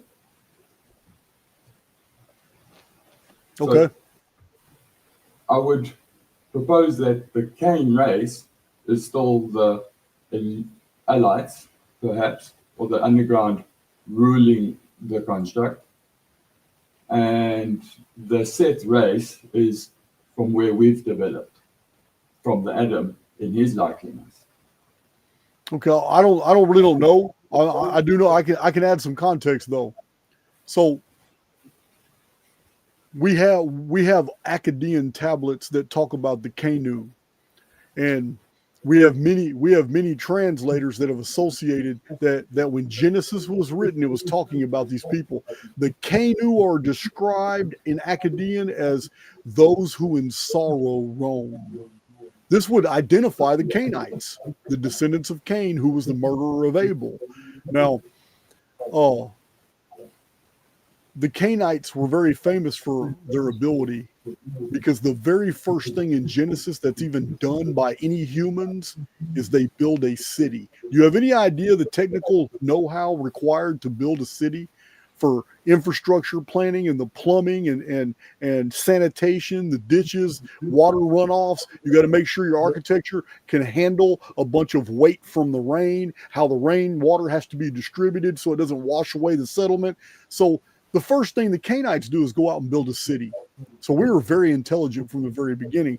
But Cain and Abel's story is I don't believe it. I don't believe it's actual history. The Seth, the children of Seth that are found, the Sethites that are found in the Genesis account, those seem to be a copy of the ancient Egyptian story of the children of Set, who before a cataclysm period, they had the knowledge of Typhon and the Phoenix, and they knew the secret knowledges of astronomy. They were master builder race, and by the days of Akhenaten in the 13th century BC, all the memory of Set, he made it forbidden to even acknowledge the Sethites anymore, and they had all that removed off the monuments. Fortunately, archaeologists have been able to find all these references to the Set, the children of Set, and the Sethites, because they didn't reopen the tombs, and all the reliefs that were on the tombs talking about the children of Set were preserved, but everything out in their cities, Akhenaten and all the Egyptians in the 13th and 12th century had chiseled them out. They hated those people. But I believe that when the Jews were in Babylon in the 5th century BC, and they were learning about the children of Set, when they were learning about the Kainu, those who in sorrow roam, the nomads, who would build cities and then abandon them. They had a nomadic nature. These were then in the academe, they were called Kanu. When they learned that the earlier human race that was wiped out in a cataclysm by the Typhon, the Phoenix, was called Adamu. The Jews read these things and didn't really clearly understand them, so they invented a pronoun, a man named Adam. But the original Acadian text, according to scholarship, was Adamu, and Adamu was descriptive of mankind in general. Females were Kava, so that they created an Eve, and the pronoun Eve. So here she is, but her name is Kava, and it's just descriptive of the female line of Adamu. So these are things the Jews had read in these cuneiform tablets, but they didn't quite understand what they were talking about. So they had read about the sun darkening in the 930th year, and that great amounts of Adamu died. So in the Genesis account, they said that in the 930th year, Adam died, and instead of the Adamu. What the original texts were describing was most of the race died when the sun darkened, which was a phoenix deal, and it was in the year 930 of an old world's calendar. The Jews mistook that and said Adam died in the year 930 of the new calendar, of the Anno Mundi calendar. So I've gone through at great length on all 10 patriarchs, showing exactly where they got these motifs from and how they put Genesis together. I don't consider Genesis actual history, but it is based off a misunderstanding of real historical texts that were in cuneiform. Awesome. Sorry, another. I'm gonna say thank you very much. Yeah, man, it's good, Freeman. I got Keith and Laura. I'll be able to take up all night with you. So, hey, man, look at say, yeah. Hit me up in an email or something, man. We might be able to do an African show on that. You guys would have to educate me more. I'm not really educated on African history. I'm not. There's a couple of guys in Anomaly Africa that is on Facebook now that is doing some of the Anomaly, some of the Monopotapa content. Okay. But his content is very much like my lunch breaks. It doesn't go to in-depth factual, it's more, I don't know. I'll check out John Levy. If he did one on Timbuktu, I'll go check it out. I'm just curious. I'm genuinely curious. Awesome. All right, Freeman. Talk to you next time. Cheers. Bye-bye. Miss Laura Rose. Hello. Hey, how you doing? I'm good. How are you? I'm pretty good. Your audio's great. Thank you. I just first time calling in, wanted to say hi and thank you. I've been a long time listener. I only started even leaving comments in the chat in the last couple weeks, I guess. Your shows as of recent have been awesome, and your guests have been awesome. Thank you. I have one question. Sure. It was when you were putting all the things together about the pyramid, and you were doing the backtracking up to the king's. Oh yeah, is that a recent video? Yeah. Yeah, I know what you're talking about. Did you ever find anything where it goes to the queen's chamber? Any connections? Yes, I have. And I have chart. I do have charts that show the chronometry going to the queen's section, and the height and the width of the chamber also factoring in on timelines. One of these days I'll do a full. It'll take 4 or 5 hours, but one of these days I'll do a full exegetical analysis of the entire rectilinear deal. It's all calendar. The entire measurements of all the interior of the Great Pyramid is nothing but a series of timelines, and that's what it is. It's a 3-dimensional map of the timelines that have operated in our reality. I thought it was an absolute awesome show, and I was just like so curious. So where can I find that extra? Just hang around. I'll do the video and show it all. What I haven't done is I haven't measured. Have you seen the cross sections of the Great Pyramid that shows the tunnel from the Queen's Chamber that goes straight to the front door under the chevrons? Yep. Okay. Well, I haven't found. I have to go back to Petrie's measurements, but somewhere in Petrie's measurements, I'm going to be able to triangulate and find out what that linear distance is, because I believe that's extremely important That's the one passage I don't have a measurement on.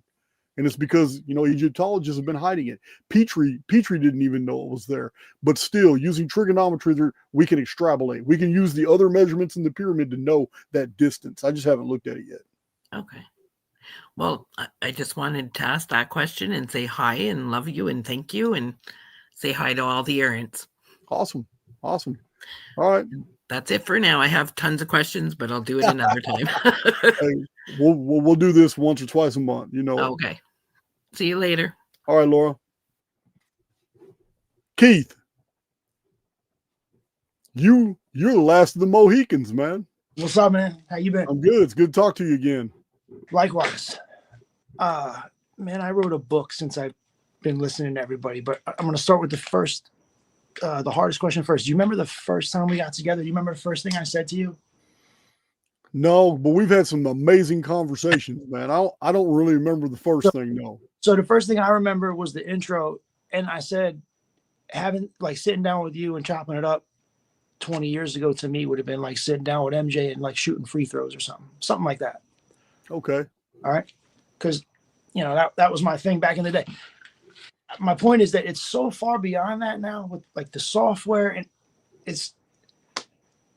I don't think people are ever going to most people aren't ever going to really grasp like what's going on. Like, this is crazy. Are you in the cipher community?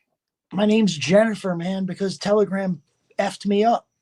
They told me that. Oh, okay. So you've been following all the software drops. Well, I was 3 months late because they told me my cell phone number was frozen, and then I went and bought a burner, and they said, "Oh, this is no." The first time it was banned.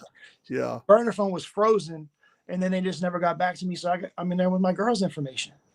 Yeah, man. I'm on the Telegram group. I locked the subscribers. I know, because we were doing a 6-month beta test. Dude, I did not know, man. There's no way I could have foretold the amount of progress these guys would make. Man, we got developers, coders, programmers. These guys on crypto have been blowing my mind lately. I'm just, I'm about to open subscriptions back because there's no way I can dismantle that community. It's a community unto itself now. So it was going to be a 6-month deal. We're going to terminate it. I can't do that now. These guys are on mega projects. Yo, we're this fucking close. Yeah. Yeah, man. It's a permanent community now. There's no way I can dismantle all that. And it's dope because like there's little communities within communities, but it's not like a clicky thing. It's like, yo, you're working on this, I'm working on that. Cross-reference this. Like, yeah, it's crazy. Well, listen, I've got people using my software, educating me on better ways to use it. And it's been blowing my mind. It's like, wow. Sometimes some of these guys make me feel like a dumbass. The only thing that I've done in the personal with the software is I got in trouble. I got pulled over by the cops. License ended up being suspended. But the only thing that I did personally was put my dates in for that to project like court dates and what was coming up. Yeah. This shit is very real. Crazy. It's very crazy, man. So at the time, right, when I'm plugging the numbers in, I'm thinking, man, they didn't give the discovery file yet. They're going to drag this 6 months out.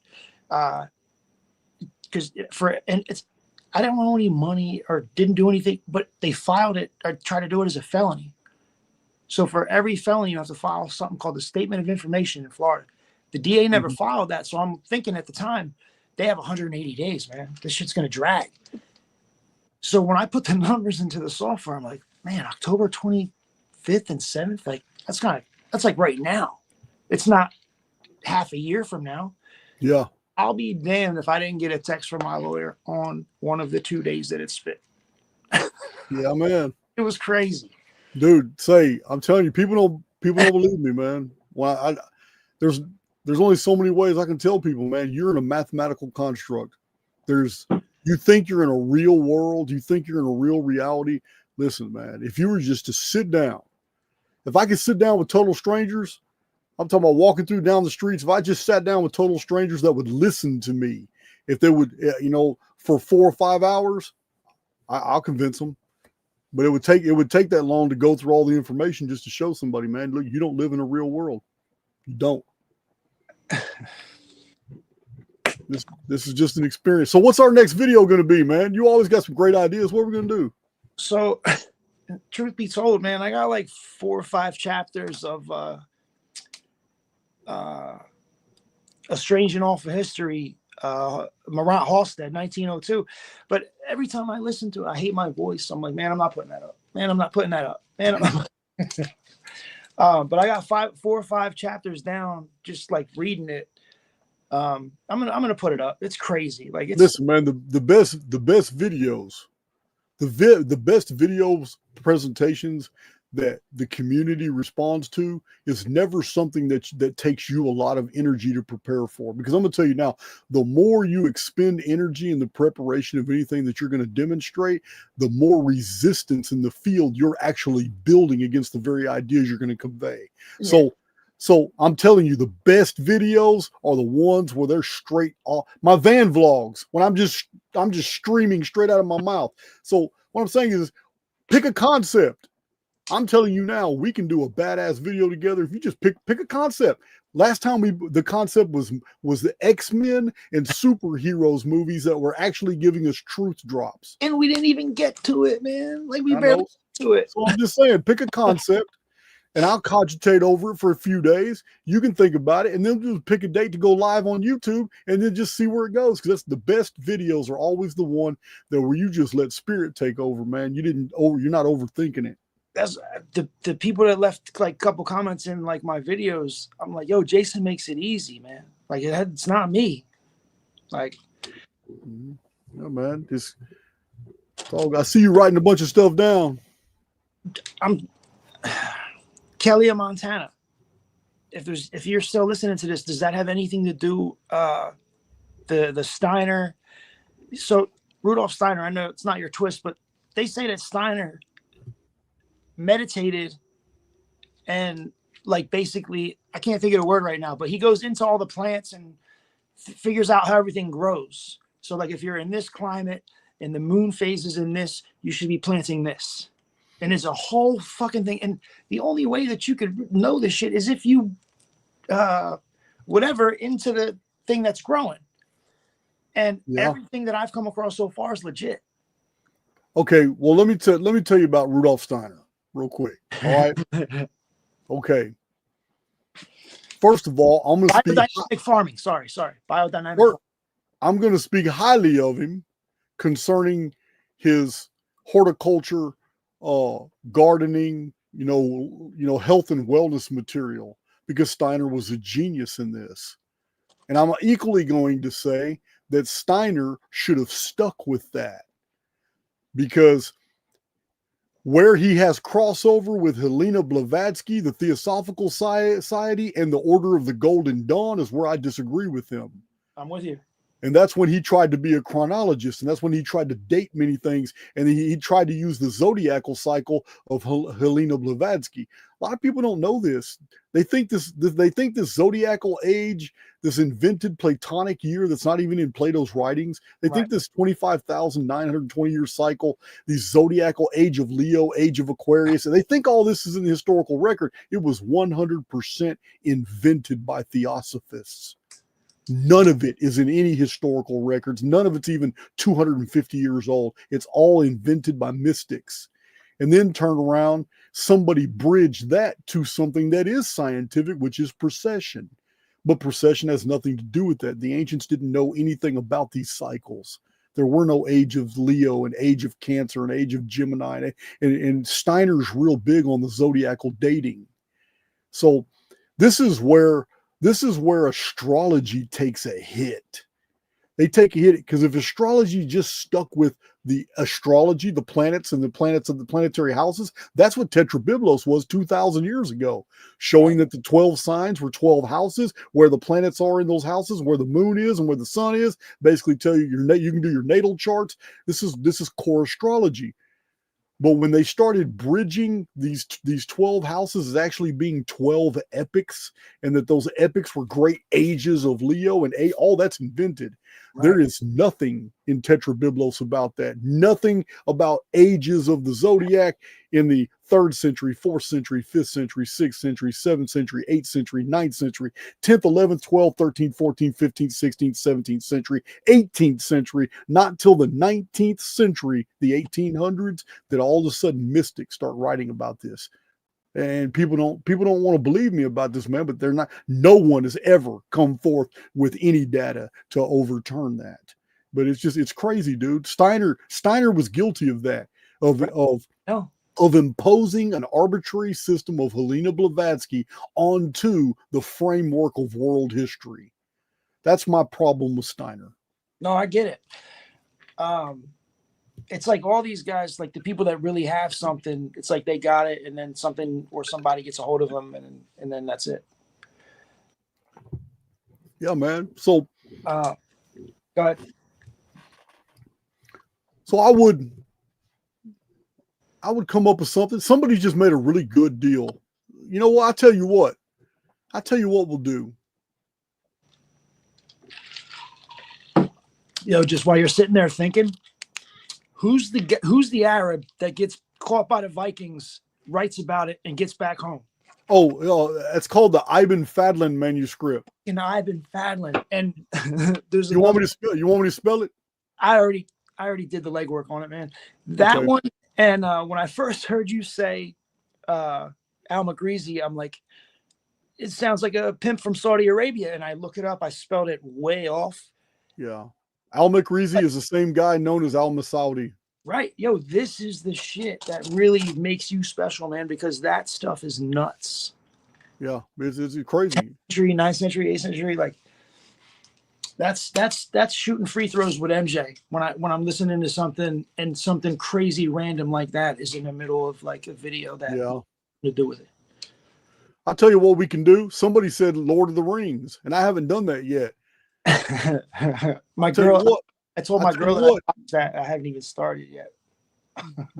Yeah, let's do a video on the Lord of the Rings, man. All right, man. Isn't there like 5? All right, let's start with 1. I got to watch the first. Oh, no. I'm not talking about all of them. It would definitely be a trilogy. We would start with actually the first one is The Hobbit. So The Hobbit would be the first one we could do a video about. And then after that, it would be the Fellowship of the Ring, the Two Towers, and the Return of the King. So that's 4 videos right there, man. So weird. This is coming up. This is wild. Yeah, we can do 4 videos right there. That's easy. I'm in.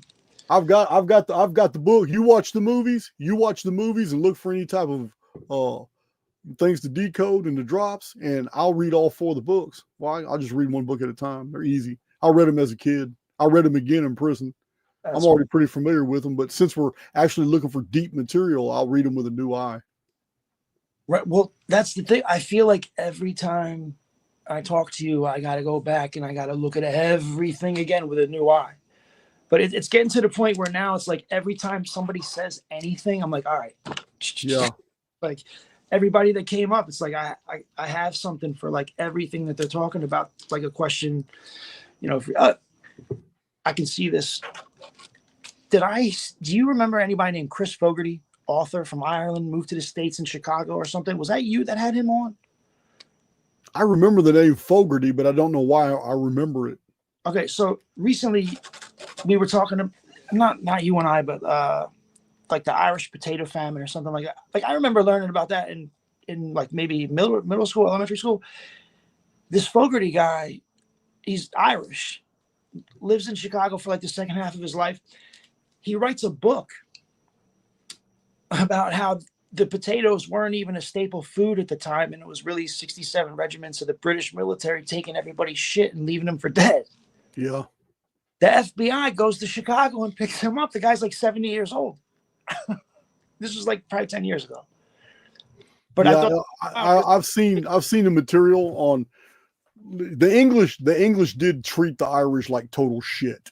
There was a lot, and they're so different cultures. They are. I mean, first of all, the Irish are mostly Catholic. The English are Anglican and Protestant. Talking about the good kind of Catholic. Yeah. So I mean, it's Yeah, there's always been a seething animosity between the Irish and the English. The Irish want Ireland independent of England, and I don't blame them. Yeah, and they're putting it all over Netflix now. Like there's a Guinness little thing that popped up. Like they're showing it. They're giving people pieces. Yeah. Only thing that would hurt a potato crop really is, would be a blight because root crops are the main staple that have kept humans alive. Your radishes and your carrots, especially potatoes, sweet potatoes. These are root crops. Root crops pretty much they survive even when the ground freezes. It's not like on the surface. BLIGHT. You're saying blight? Blight, yeah. What the hell does that mean? I'm sorry. BLIGHT, blight. Every once in a while, something strange happens where a certain species of plant gets wiped out. They call them blights. That's another one. Put that next to Alma Greasy, the Saudi Arabian pimp. A blight. Yeah, blight. So yeah, we had one with the hazelnut trees in the early 20th century. A blight swept through North America and killed about 99.9% of all the hazelnut trees in America. Just so I'm still on track, is a blight is an invisible something that just does. Yeah. Yeah. Well, it's similar to influenza. Right. For humans, influenza was called influenza because it's from influence from the stars. You couldn't tell the people who had influenza during the influenza time that it was a pathogen, that it was a virus. You couldn't have told them none of that because they were absolutely convinced that certain things appeared in the sky and then humans got sick. And they called it, that's why the flu was called influenza, because they thought the influence was from the stars. I've heard you say it. I had somebody said something about the Black Pope. I can't remember what it was. I was going to say something about Arturo Sosa, but I can't remember what it was. Miseducation of the Negro. What year was that book again? I'll have to look at it. I don't have access. It's in the other building right now. You said it already. I thought you said it already. It's 1950s. It's 1950s, but it's called The Miseducation of the Negro. Okay. And it's a good book to read with another book called Stolen History. And both of these are basically about the black race and about Africans and a lot of unknown historical things about them that the Western scholarship has basically ignored or shelved. Random question, if you can answer it. Yeah. When you say your dad took you up in the plane, like I know you were a foster kid and shit, that's not your dad? That's the guy who adopted you. Or yeah. Well, he's my dad for all intents and purposes. He's the dad that raised me since I was 5. Yeah. Right. So, my grandfather took me from 7th, 8th grade, so I went to college. I was literally at least 2 dozen foster homes. None of my dads were a pilot. Like, that's kind of crazy. You know what I mean? Yeah, that is kind of crazy. But it's, you know what? It's in the 80s, it was easy. My dad got his pilot license pretty fast. I think he logged in 200 hour. I can't remember. I used to do touch and goes too. I could have got my junior Texas pilot license at 15. I just never went and got it. But I used to do touch and goes, and there was no security before 9/11. Before 9/11, man, it wasn't nothing, man. I used to open up the hangar at Meacham Field or at Mangrum Field, and sometimes Arrow Valley Airport. I forgot my dad had hangar space there too. At Arrow Valley Airport, all 3 of them are around Fort Worth. So I used to open up the deal. I used to taxi out myself in one of my dad's planes, and I would hit the little municipal runway. I would call in N4932 Delta to tower, and they would sit there, and I would try to use my dad's voice and all that, and they would bust me every time. And I said I'm just doing touch and goes. Dude, they know. Dude, Tower knows I'm a 13 or 14-year-old kid, but they know my dad's in the hangar as well. And they even knew I'm lying to them when they would ask me N4932 Delta, do you have co-pilot? I said, yes, my dad's in the co-pilot seat right with me. I said, all right, N4932 Delta, you are cleared for takeoff. And they know I'm lying. They know my dad's not in the deal, but they're touch and goes. Yo, I know touch and go. I know you know what touch and goes are? Not well, just only what I heard you talk about tonight. That's the Yeah, first man. time These you tell that little fucking small, story. That's the crazy. little small municipal airports in the 80s, like I said, they didn't have that tight security back then. And then a whole bunch of people were training to get their pilot's license. And back then, you didn't have simulators. You did touch and goes. I was You a literally took off, did one 180-degree circle halfway, and you came back and landed on the exact same tarmac you just took off from. That's a touch and go. And you had permission to do 1, 2, 3, 4, 10 touch and goes. And I would sit there and land and take off before I stopped and do it again, however many they gave me permission for. Wait, so you weren't just on the radio talking shit, you were actually doing it. Yeah, I was. Yeah, but it wasn't a big deal. This is how people trained back then. This was normal, man. It was normal. I know that we wouldn't be here and know all this shit if you didn't go through exactly what you went through, but I always imagine like, yo, what the fuck would have happened if he had 26 years doing something that, like, who knows? I already know. Listen, I'm a very disciplined guy right now, and because I'm in my 50s, I'm 52. My interests have gone elsewhere. So, but I know at 17 years old, if I didn't go to prison, I'd have 4 ex-wives and about 16 kids right now. Oh shit. I'm just being honest. No, I hear you. I mean, that whole fucking story, man. Again, like, if we are choosing to go through all this each time with the reincarnations, you got the 8-year-old kid with his parents taking him to Maine to meet his 90-year-old wife. Like, right. If we're choosing this shit, I can totally, like, I can feel like whatever, like, kind of soul I got. I can totally see me, how you say, like, you know, we might wake up next to somebody we know with a headset on. If I died and that happened, I'd be like, send me the fuck back. I'm figuring this shit out. That's bullshit. Yeah, man. I'm going back. I agree. Listen, man, I've been through some harrowing shit. I've been through some shit I'm not proud of. You know what? Sometimes I've had to dance with demons just from getting devoured. And you know what? I still think I signed up for this. Right. I'm not a victim. I know, man. I think that we are in a situation outside of this construct to where we actually think this is awesome and exciting, no matter what role we play. And I believe that we've played multiple roles, dude. That's been like more of a, like, I've always heard that and known that, but that's been more of like a recent, like, kind of thing. Like, my mom had 6 of us, didn't keep any of us. One of them's dead, one I never met, one I haven't seen in 20. Like, it's nuts. And that's one lady. Like, and you, like, everything that you did, like, it's crazy. Like, there's got to be some kind of choice in the thing. Yeah, I can't see it any other way. It's so surreal to me that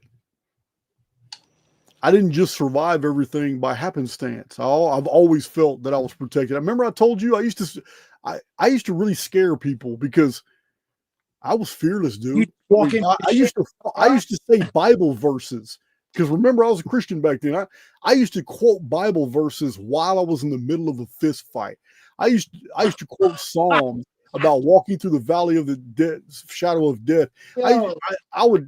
Somebody would hit me and I'd hit him back. And I'm speak not into the ears of a fool. He will despise the wisdom of words. And at the same time, he's hitting me. I'm hitting him. But I'm also talking, and it's always Bible verses. Listen, man, I was a product of my programming, but I also actually believed that I wasn't alone. Even though I was in prison, I was not alone.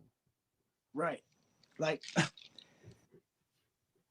I've been in a million fights. If I ever heard somebody say that shit to me, I would have ran so fast the other way. There would have been I'm not gonna lie, I got hurt in fights bad, but I didn't feel it while I was fighting. Right. I was actually, I was actually felt invincible while I'm sitting there quoting scripture.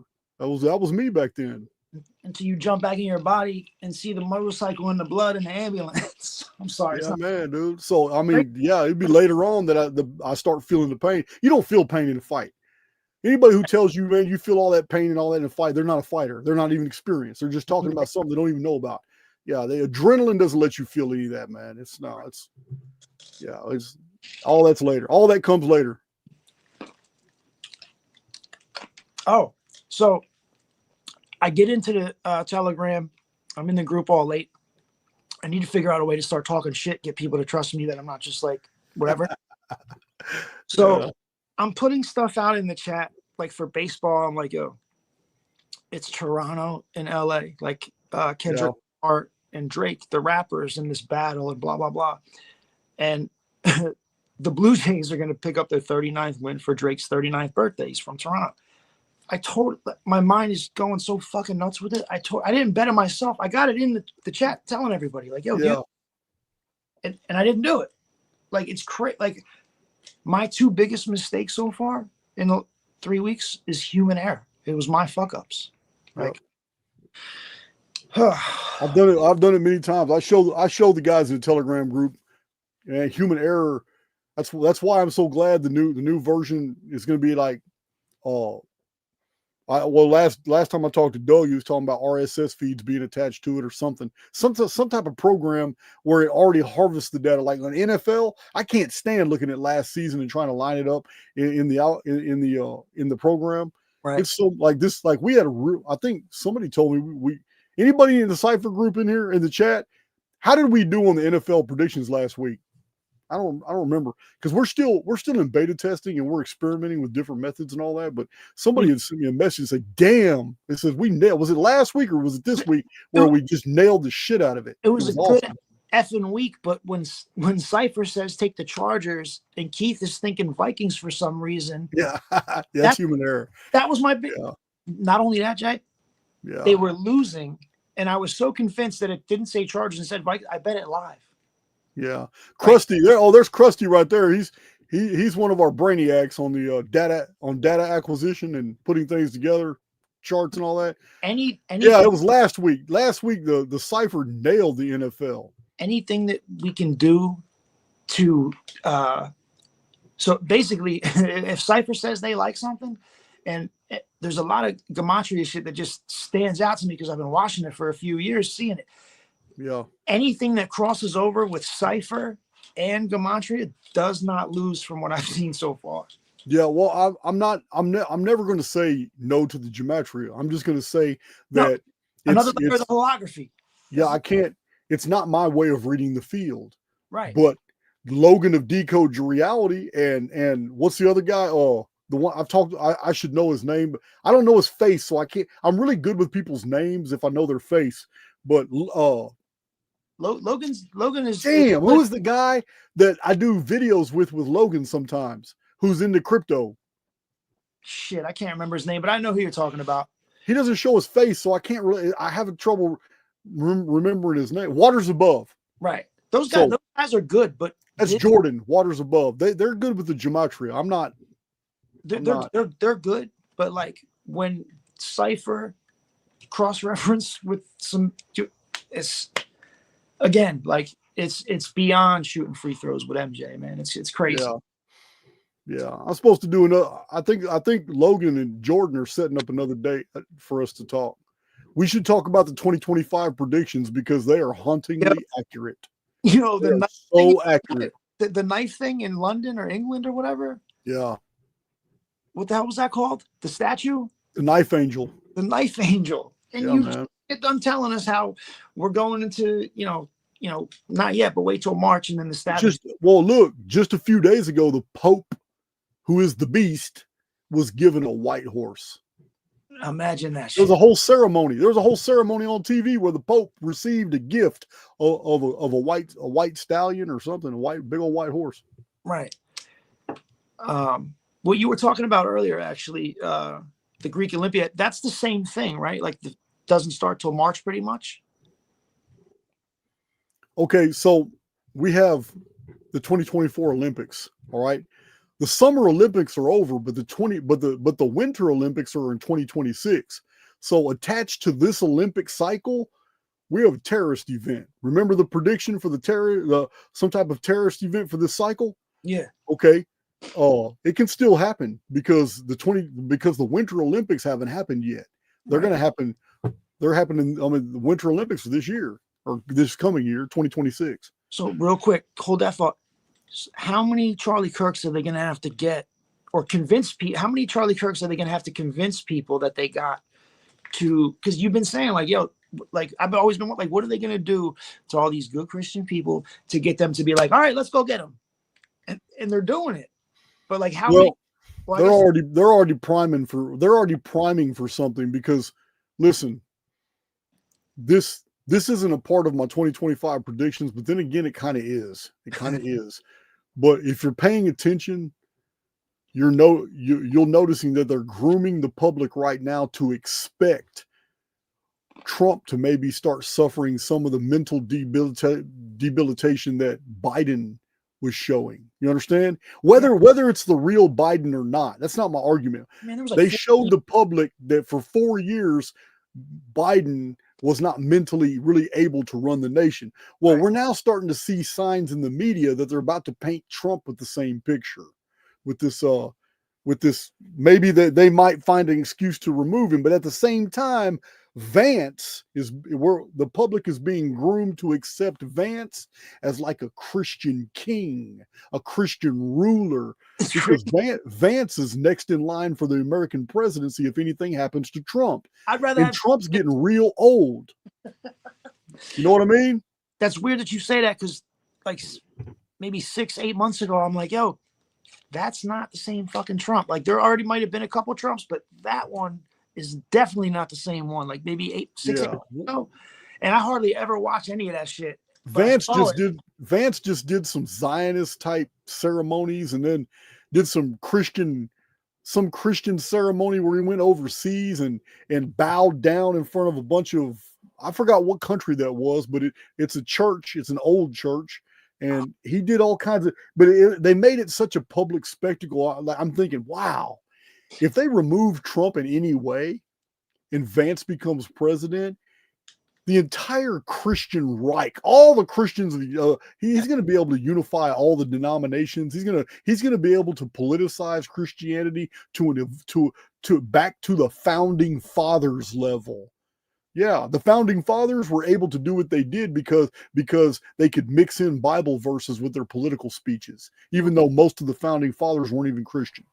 So, and neither is any of those motherfuckers up there now. I'm telling you, man, it's I'm seeing all the same signs, man. It's such a clown show. There was 2 things on here that I wrote too scribbly and couldn't read, but you reminded me of it. Michael Aquino opened up a church called the Temple of Set. The military guy, Aquino. Yeah. So that dude's aware of it. He's like high level military. You don't just name your church called the Temple of Set. Like, he knew that meant Phoenix. Yep. Right? Set and Typhon are interchangeable, and Typhon and Phoenix are interchangeable. It's just different cultures. In the Egyptian, Set and Typhon are the same. In the Greek, Typhon and Phoenix are the same. And you get these ladies that come out of the mind control programs and survive it, and they're like, yo, that was my programmer. That guy did it. Yeah. You know, like, yeah, it's sad. It's sad, man. That's some wild shit, man. But again, this just points back to what you say about the spider and the fly and the nature of reality and all that. Yep. Well, the nature of reality is that we've been going 3 hours and 47 minutes, and it's almost 1 o'clock. You ain't lying. I gotta pee. And I'm gonna drink me a shot of bourbon. Probably eat me a little snack. This has been great. I always do this to you. One more. What's that? Is there anything in the written historical record about submarines being able to go underneath all the continents and just somewhere being a way to get through or anything? You didn't hear what we were talking with Kelly. I did. Kelly, yeah. I did hear that. She said she's at Montana, but I want to know. If there's a submarine base in Montana, it's because the U.S. government knows that there's an underwater. There's no way they're going. Listen, there's only 2 reasons that would ever exist: a submarine base in Montana. There's only 2 reasons. One, there's either a subterranean body of water that will connect those submarines to the coast, underground, which would be hundreds of miles. I'm talking all the way from California to Philly. That's what or 2, they have intel that Montana will be underwater. So those are the only 2. Those are the only 2 scenarios that I could possibly logically think of as to why a submarine base would be in Montana. I'm afraid the latter might be the one, man. This shit is crazy. Oh, man, it is crazy. All right, I'll let you go, man. Thanks for having me. All right, me. Keith. Hey, man, go ahead and watch the movie The Hobbit. I got the paperback books. I'll read the books, and we'll just make a video out of that. Man, I'll probably watch it tonight. All right, man. Talk to you soon, man. Thank you. Later. Later.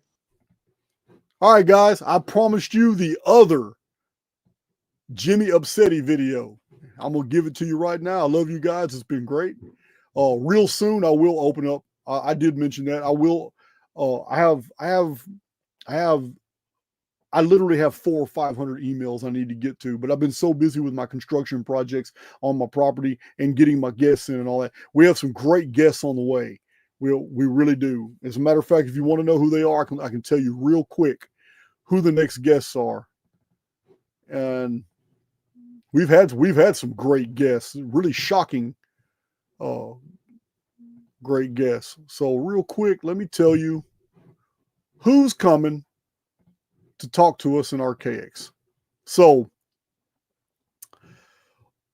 we have Ralph Ellis coming back talking about the King of Edessa on Tuesday. That's our next Archaix video. It's Sunday night. It's Sunday morning right now. So Tuesday at 1 p.m. we're gonna have Ralph Ellis back. I like him. It's we have different takes on Jesus, but we actually agree. We actually agree. He has Jesus as the King of Edessa, and I have no problem with that.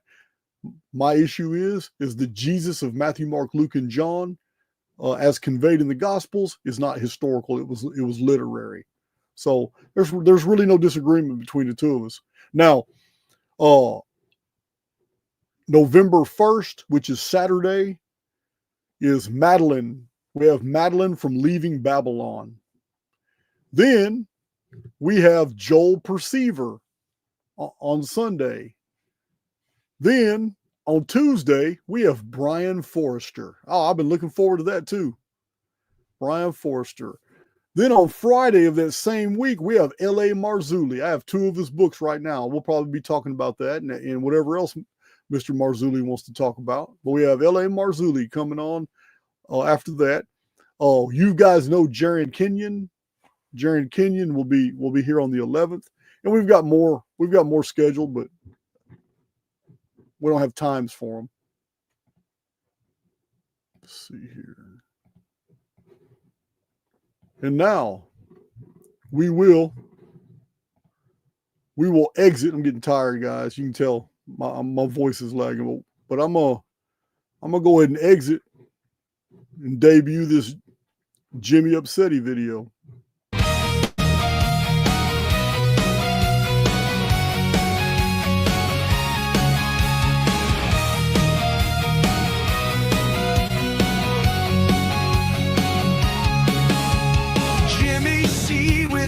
So thick, spinning tales, his clever trick. Atlantis calls, but he can't see a sunken myth of fantasy.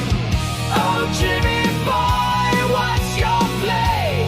Getting it wrong in every way. The errands laugh, the crowd will cheer, but you just smile and sip your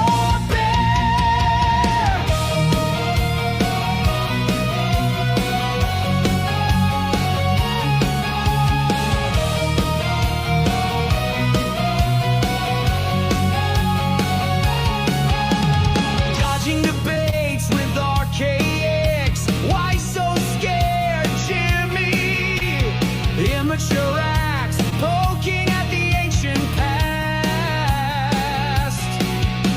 A message lost in the sands of time while you preach Atlantis rhymes. On Rogan's mic you take your stand with wild ideas and shaky plans. The maps you draw, they twist and bend to nowhere fast, it's just pretend.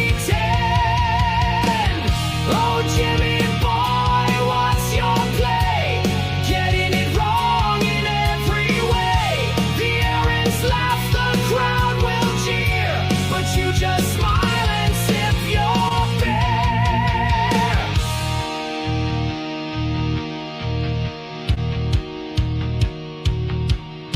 Lost City calls, but you don't know. The cracks in truth begin to show. Shill it hard, let the questions fly. Truth's a shadow you pass.